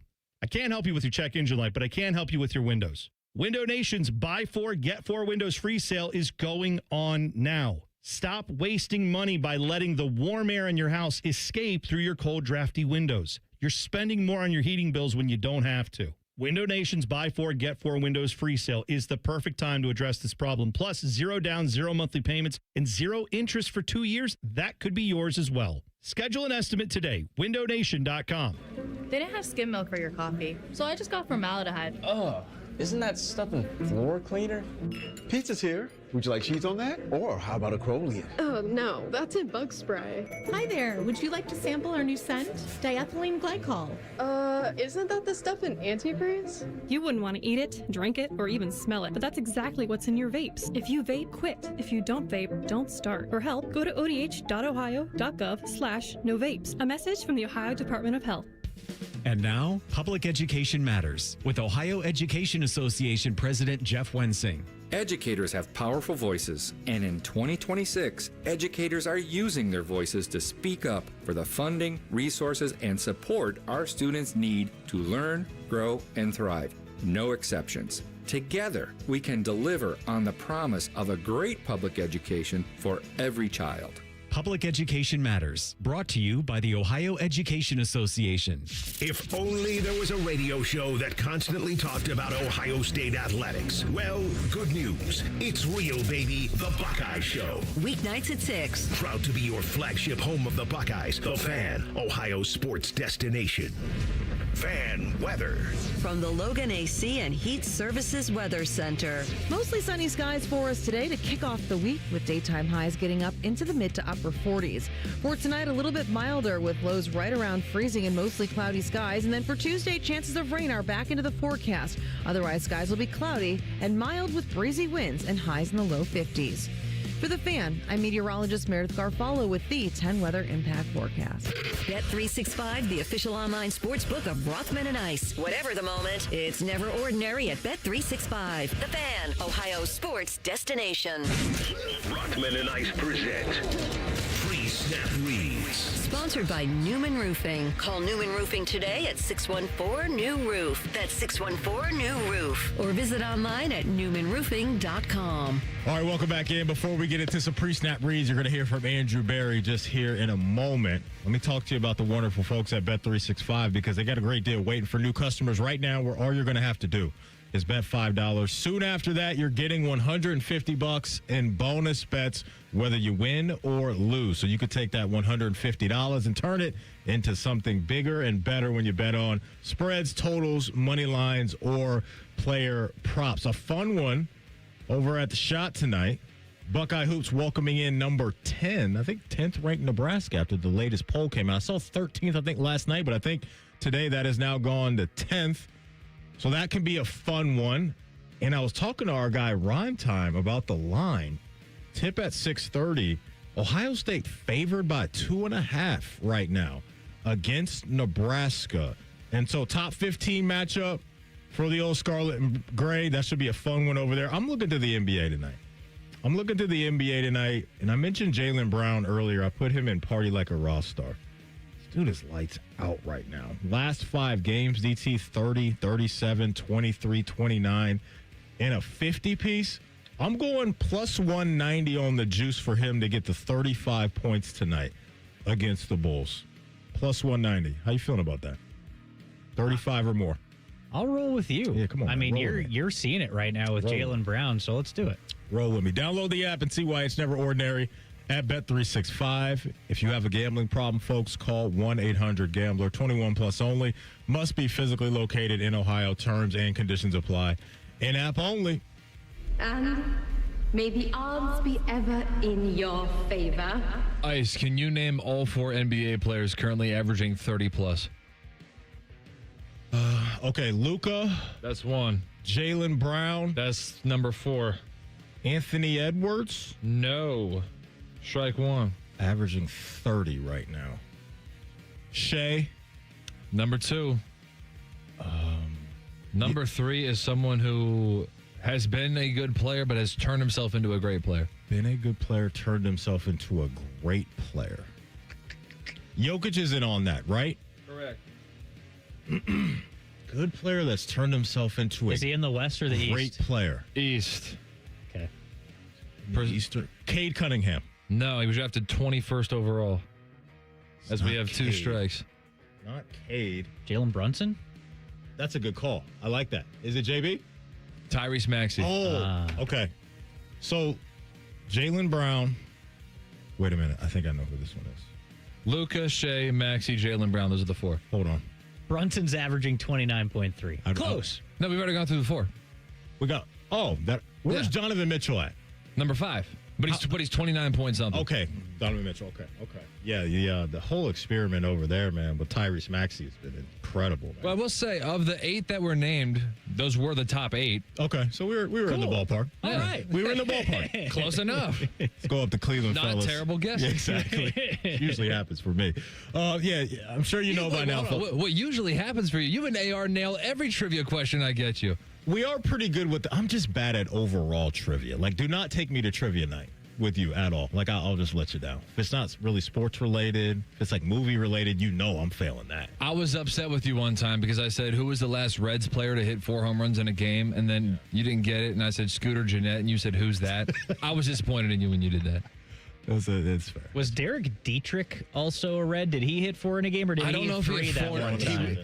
Derek Dietrich was great for those alternate. That one year the Reds wore alternate uniforms all the time, and they had like the sleeveless day. Yeah. Derek Dietrich was in the dugout like curling the bar. He had 3 He had 3 in a game that year, I think. By the way, they should have fined us as a franchise for wearing those unis. That can't happen. Sleeveless jerseys, you didn't like them? No. In baseball? Nah.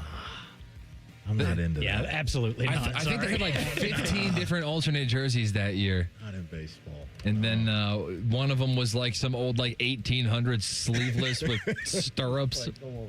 Absolutely crazy. Hey, I'm sure a lot of you know by now. They should find us. The Browns have moved on from Kevin Stefanski, so not really surprising news. We found out this morning that they're moving on from Kevin and they're keeping Andrew Berry. Speaking of Andrew Berry, he spoke to the media throughout our show. We've got some sound for you right here. Here he is on the firing of Stefanski. Today's obviously a tough day for the organization. It's a tough day for me personally, largely because of the relationship, both professional and personal, built with Kevin over the past 6 years. I think many of you have heard me say that Kevin's like family. There really isn't a better person. He's the best of us. We all owe him a debt of gratitude and appreciation for a level of success that he brought the organization that really hadn't been achieved since 2002. And that's something that we'll always remember.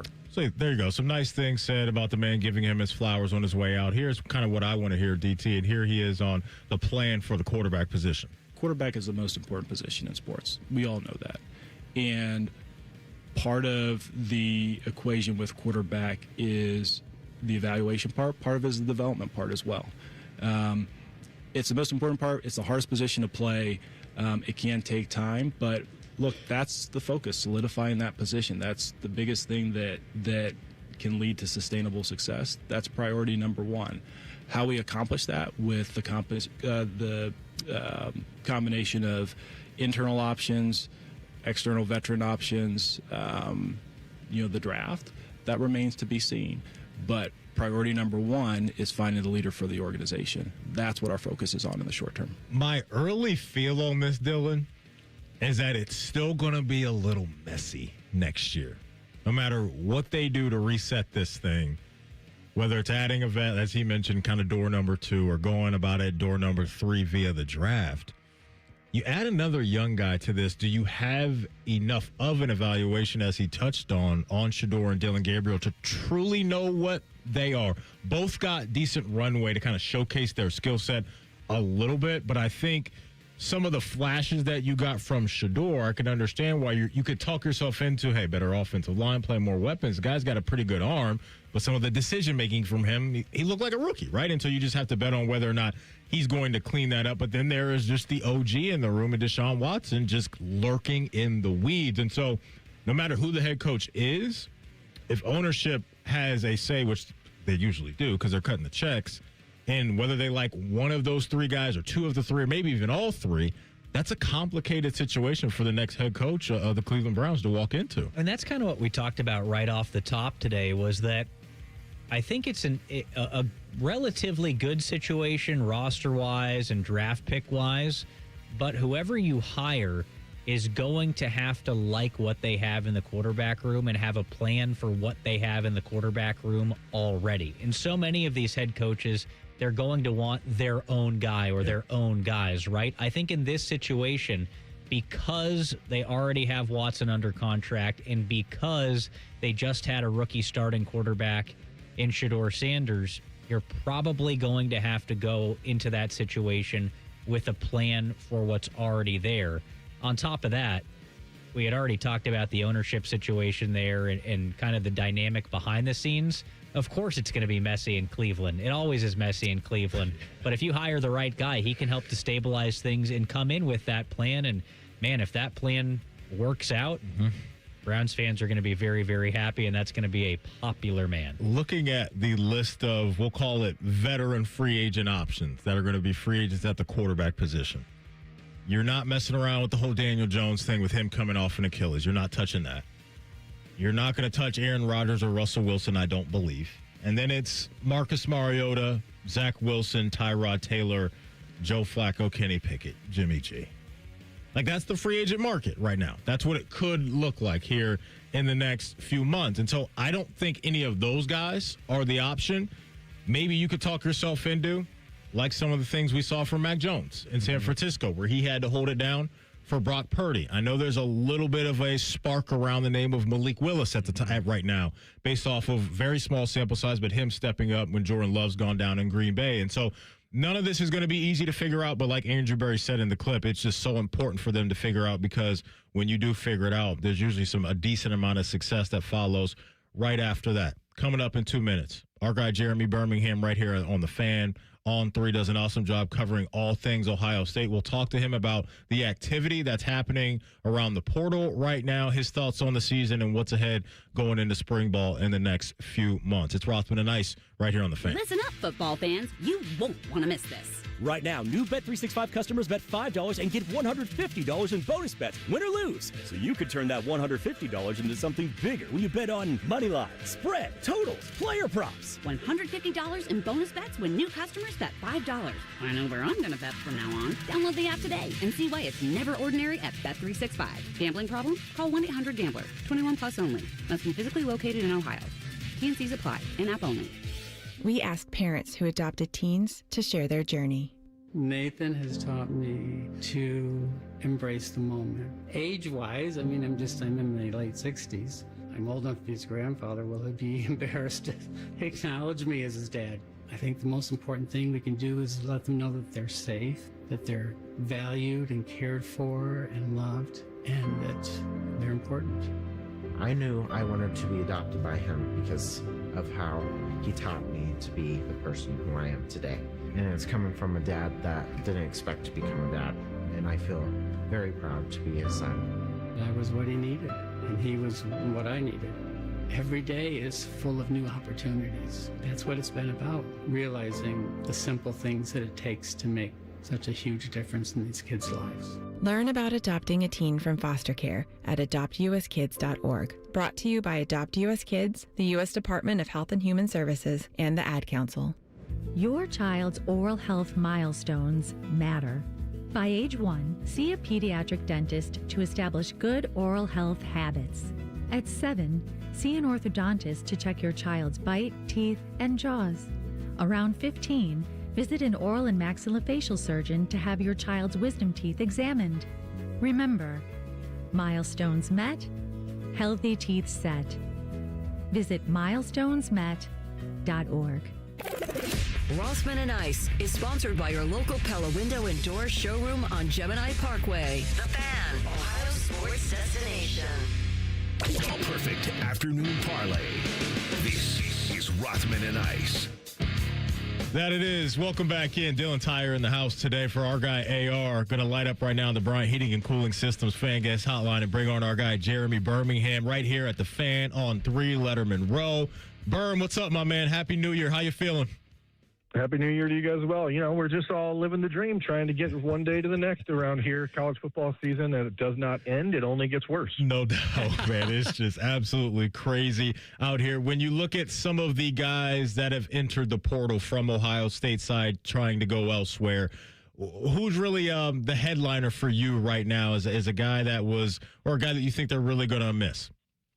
I mean, the two that stand out at first blush are both Bryce West and Aaron Scott, two guys that were, are born and raised in Ohio high school prospects who bided their time. They waited 2 years, and both of them were in line to be starters for the Buckeyes next year if they wanted to, stick around and go through spring ball. And Aaron Scott is a guy that was certainly in a position to rotate in with Devin Sanchez and Jermaine Matthews and play at least an equal number of snaps, I think. And then Bryce West is a guy that you looked at as the presumptive starter following the departure of Lorenzo Styles. So losing both of those guys is certainly a little bit surprising. Other than that, I don't know that I would consider any of the other more than dozen departures a surprise, because this is just the nature of college football moving forward. You're going to lose a lot of guys that are not guaranteed to be in the two deep every single year. So when you lose guys that are in the two deep and you didn't really know why, that's where you start to feel a little frustrated. But just as Ohio State's losing those players, the Buckeyes are hoping to take them from other schools.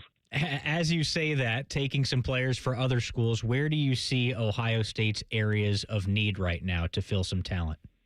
Yeah, I mean, right now, clearly cornerback has emerged as one that has to be answered. Kyan Lee, who's a slot corner from Auburn, who actually was committed to Ohio State for more than a year in his high school days. He's visiting Ohio State today. He's the one that I'd really pay close attention to.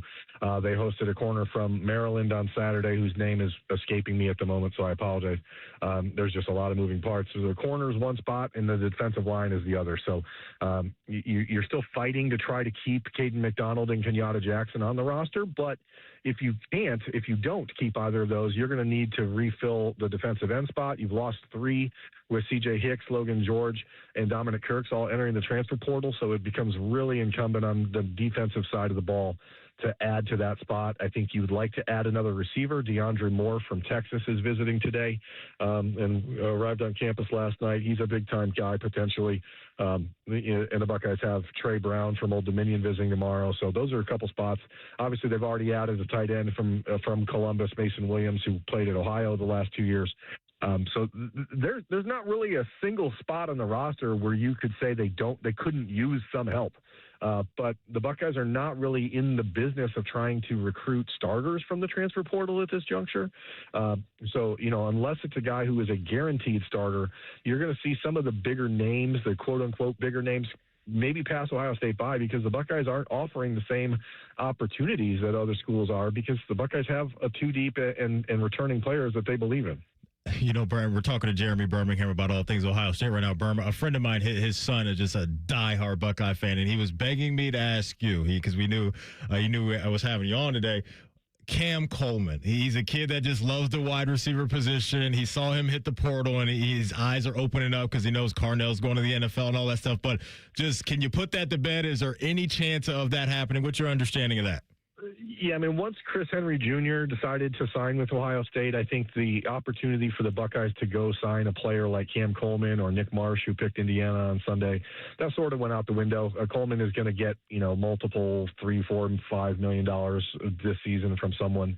And unless Ohio State fans want to be okay with not paying Jeremiah Smith, then they're going to have to be satisfied with Jeremiah Smith and Brandon Inniss and Quincy Porter and Chris Henry Jr. and the rest of the guys on the current roster, because they're going to look to supplement someone in the transfer portal, but it's not going to be able to be a guy that's going to demand that sort of money.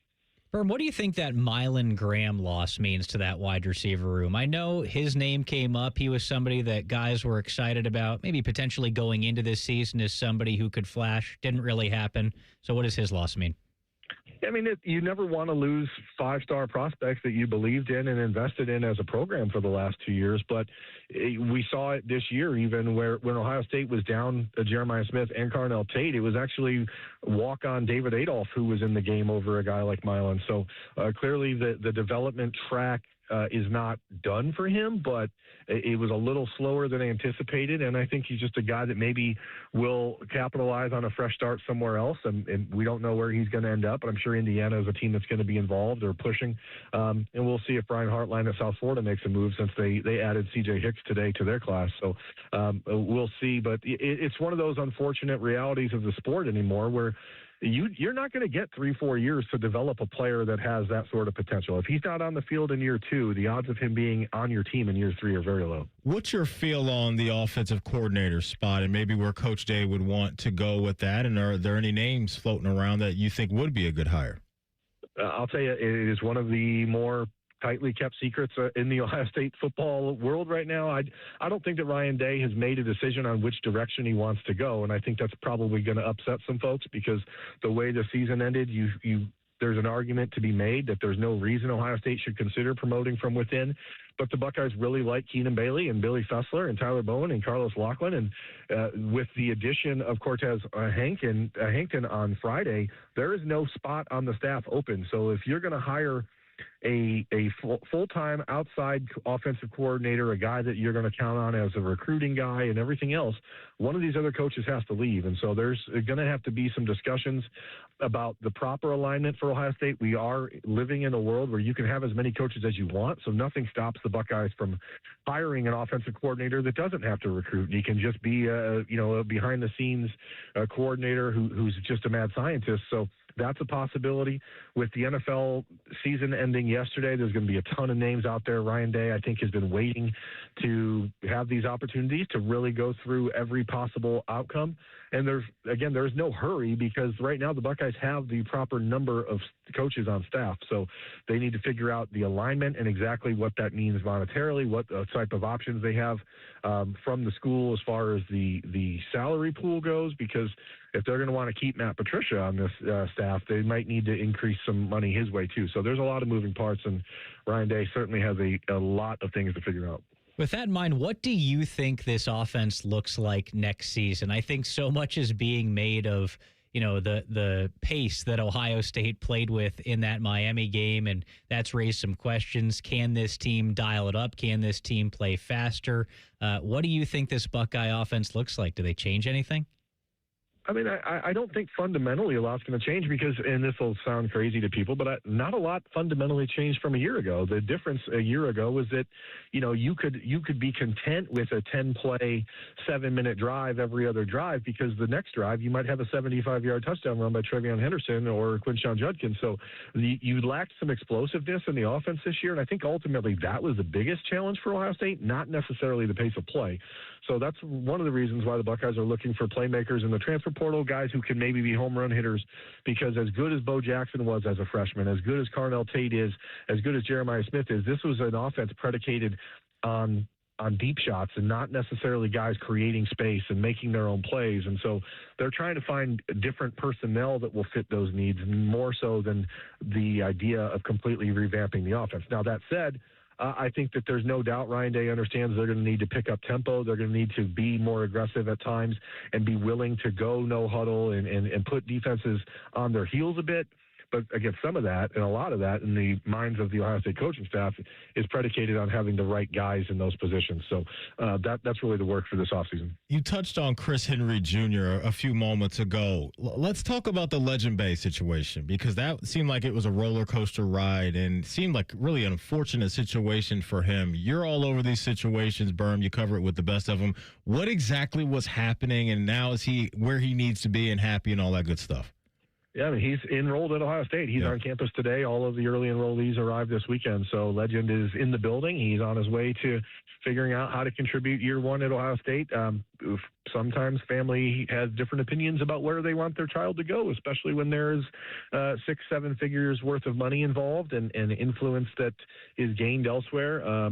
We have not had an opportunity to sit down and catch up with Legend. We did get a chance to say hello to him last week in Dallas at the Buckeyes practice at Highland High School, but this is where he wanted to be all along, and it's unfortunate that there were some obvious difficulties with the family, but Ohio State felt like they played it the right way. They gave him the freedom to move off of his commitment on signing day, knowing full well that if Legend was able to do what his heart was telling him, he'd end up back in the class, and he's there and on campus and ready to rock and roll. So, going through all the orientation and everything today. It's good stuff, Berm. As always, we appreciate your time. Hey, before we let you go, let the folks know where they can catch up on everything that you do, man.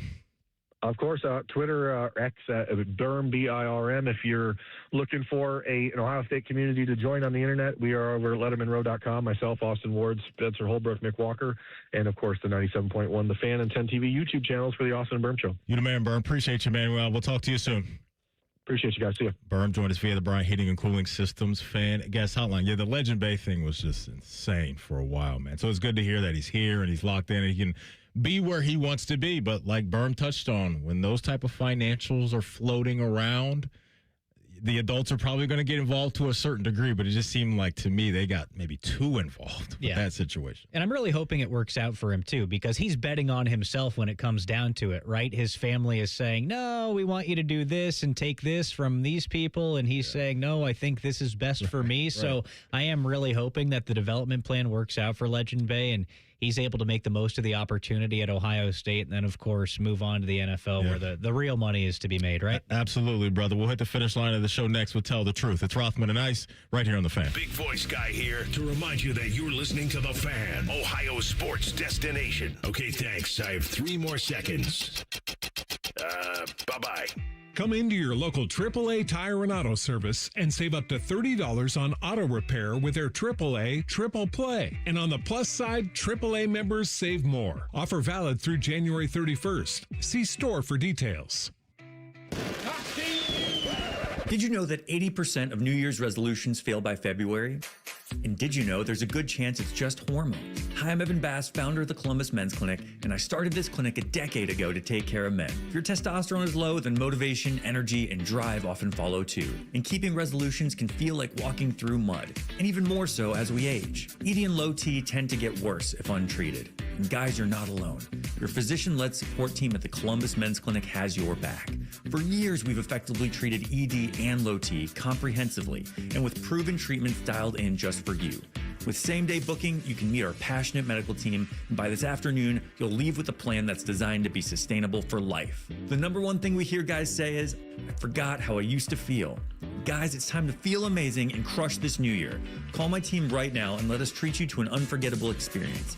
Dial 614-300-7400 or go to columbusmensclinic.com. That's columbusmensclinic.com. Hey, what's up? It's T-Bone. Winters can be brutal here in the Columbus area, and if you're cold in your home with the heat running constantly, it's probably your old, inefficient windows that are the problem. The good news is that Window Nation can help you get through this season because in the last 20 years, they've installed over 3 million energy-efficient windows nationally, and they're trusted by thousands of Columbus homeowners to keep their homes comfy and cozy year-round, while also saving them money on monthly utility bills. And right now, they're more affordable during the Window Nation Buy 4, Get 4 Windows free sale. It's a great time to replace all the windows in your home. Plus, you could get your windows with 0 down, 0 monthly payments, and 0 interest for 2 years. You'll be surprised by the dramatic difference new windows will make. Your home will be better protected against the weather, feel warm and dry, and you'll love the lower utility bills. The pros at Window Nation will guide you every step of the way. Don't wait to put an end to your window problems. Save big with Window Nation's Buy 4, Get 4 sale going on now. The sale ends soon, so visit windownation.com right now. Window Nation, a proud partner of Ohio State Athletics. Hey, it's Berm here. 2 weeks into Awaken 180 and I'm down 14 pounds. Imagine starting your new year dropping that type of weight your first 2 weeks. Success right out of the gate with the solution for weight loss. Awaken180weightloss.com. Awaken180weightloss.com. I lost count of how many foster homes I lived in. 20, maybe more. Each time, a new family, a new room, but never a space that felt like mine. There are more than 100,000 children in foster care waiting to be adopted. The Dave Thomas Foundation for Adoption is working to help find them a permanent home. Now I have my own room and decorated it myself. And just like my family, it's mine to keep. If you have room in your home or your heart, see how you can help at davethomasfoundation.org. Do you want free internet forever? Yeah, we thought so. That's why Spectrum is giving you just that. Free fiber-powered internet forever when you switch and get 4 mobile lines from Spectrum. No internet bills, no taxes, no late fees. Just fast fiber-powered internet. Call 833-901-0178 to find out how. But hurry, this deal won't last forever. Once more, 833-901-0178. Or visit spectrum.com/free forever to learn more. Say goodbye to car care headaches with Carvenience from Hinderer Motor Company. This is Justin Hinderer. For only $49, we'll pick up your vehicle, leave you with a rental, and return it fully serviced and spotless.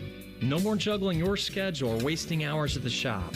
Carvenience lets you focus on what matters while we take care of all the rest, making life easier.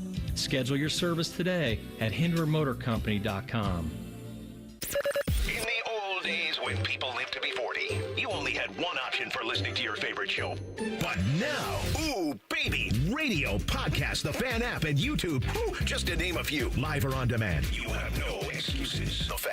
The Fan Guest Hotline is sponsored by Cosby Heating and Cooling and Bryant, doing whatever it takes to keep you and your home comfortable. The Fan. Tell the truth with Rothman and Ice. Sponsored by Window Nation. Right now, get 50% off all window styles from Window Nation at windownation.com. All right, TLC. Take us to the crib, big dog. What do you got cooked up today, and tell the truth? All right, I saw a couple of things with it being Black Monday. Just in general, the day after the NFL season, there's a lot of news, a lot of closing press conferences for the season, and I saw a couple of fun ones here. So Chris Olave says that Spencer Rattler deserves a chance to start for another team. He's really happy with Tyler Shuck. He likes him. But he also, on the way out the door this season, wants to make sure that Spencer Rattler is known to be a potentially good quarterback just somewhere else. What do you think? I mean, listen. I kind of saw the vision earlier in the year. I did too, but then it got blurry for me. It got blurry for me just a little bit. I don't know if he's a guy that I would necessarily want to attach myself to as like the lone QB1 going into the offseason. Maybe you're bringing a Rattler, maybe draft a guy if you're in position to do that for a certain franchise. I don't think he's a long-term answer. I think he's a viable backup, a good backup in the NFL, but I'm just not seeing it as a every year type of guy that can consistently do it. I'm with you guys in that I can kind of see it. Now imagine Spencer Rattler in a situation where he's backing up Brock Purdy or he's backing up J.J. McCarthy. That's the spot. That's the spot. I think J.J., he's getting some competition coming his way, I believe, this offseason. Like, you see what I'm saying there? Like, maybe you marry this guy with a really nice offensive mind and it works out, because I think you can kind of see some of the tools there. It wasn't a tremendous situation by any means in New Orleans, but Tyler Shuck came in the exact same situation, potentially worse, without some of those weapons that Rattler was working with, and was winning football games, played good. By the way, I think Tyler Shuck is the real deal. I think he's going to be very good. The talent is there. The only question coming in was the health. Yeah. That was it. I mean, the age, too. Some people got turned off by that. I'm not the biggest kind of age guy when it's like, when they're older, I don't really view it as the biggest negative. Yeah, if they've played a lot in college, I think it's a good thing. Because then that could speed up their process in the NFL to success, because they have a lot of success and a lot of reps that they've racked up at the collegiate level. But you're right, man, there's some things to believe in if you're a Saints fan based off what you saw from Shuck. But I think as far as it goes with Rattler, if you put him in one of those situations, I would not be surprised to see him get an opportunity. By no means does he have the same pedigree as a guy like Mac Jones that was a first-round pick. But Rattler was a very, very high recruit. Didn't have a bad college career by any means, but now he's been given a little bit of an opportunity in probably one of the few situations he would have had that opportunity to play games like he did early in the NFL. But I could see him being a quote-unquote reclamation project somewhere, and I wouldn't be surprised to see him succeed a little bit down the road. Maybe some of these guys end up in Indy. Like we're talking about Malik Willis, another spot. Rattler, Mac Jones. Like maybe some of these guys. My guess is they're going to give Anthony Richardson another crack at this. Man, I have no idea. I just think when you're drafted that high with that skill set, I don't think they're going to completely push him out of the building just yet. But I could see maybe a couple of these guys that we mentioned, maybe the Rams linking up with Shane Steichen. Yeah, I mean, look, you want to go over there and kind of rehab your quarterback image and skill set. That's not a bad place to be, especially when Stafford may be on his way out. Like if Stafford wins the MVP and wins Super Bowl this year, I'm going out on that note. I wouldn't be surprised if he retires. I feel like this is part of how GMs think. I think this way in fantasy. I imagine in reality it works somewhat similar. I saw Rasul Douglas tweeted out, this is Dolphins safety Rasul Douglas. He tweeted out, besides losing, I really enjoyed this season. Okay, that's kind of difficult. But I saw... Guy likes ball. Yeah. Likes his boy. Aside from all the losing, this season was great. I saw that Tyler Shuck, he says that he's staying in New Orleans this offseason and that he's very excited for Mardi Gras. So good luck to Tyler Shuck. Yeah, be careful down there. Uh-huh. Get those beads. Yeah, exactly. Make it rain. What percentage of legitimacy do you give Myles Garrett's sack record? What percentage? Yes. 100. Oh, no. I did not want to hear that. Okay. He had less snaps than Michael Strahan in the season that Strahan set the record. I believe Myles Garrett played 155 less snaps than Michael Strahan. I did see that. TLC is also, he's a Steeler guy. Yeah, so he's going to go to bat for TJ Watt and doing it, in 15 games. Or Strahan, either or. I hate doing this. And I said on Friday, I said, I know we're going to do this on Monday. And I hate this for Myles.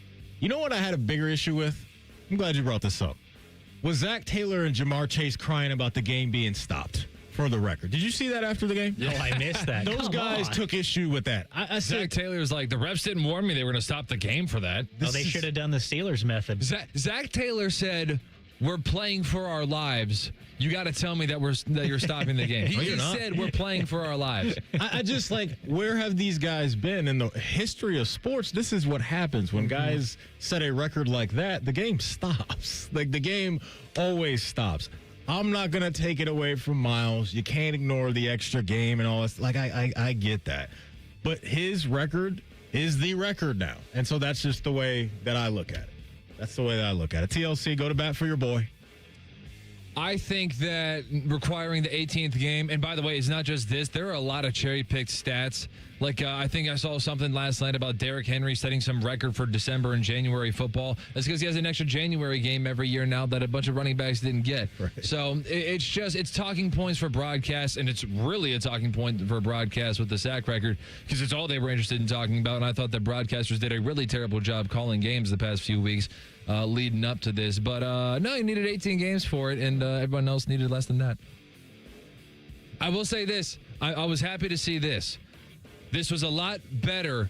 I'm now going to defend Myles Garrett because I'm always a middle ground type of guy. So I'm going back to the middle ground where I'm going to defend Myles Garrett. I like you arguing against yourself here. Oh, I do that a lot. Like awesome. The Spider-Man meme. This is awesome. It is a hell of a lot more legitimate than Josh Allen taking one snap for the starting streak. Thank you. So he can compete with Eli Manning. Come on, man. What are we doing? At least play a few series if we're going to do it. He took one snap, got the starting streak, and then sat the rest of the game, and in comes Mitchell Trubisky. Yeah, I'm not here for that. I can't get down with that. That is fraudulent. Myles Garrett, at least, he ran off the field after the sack and celebration, but he came back on a few plays later.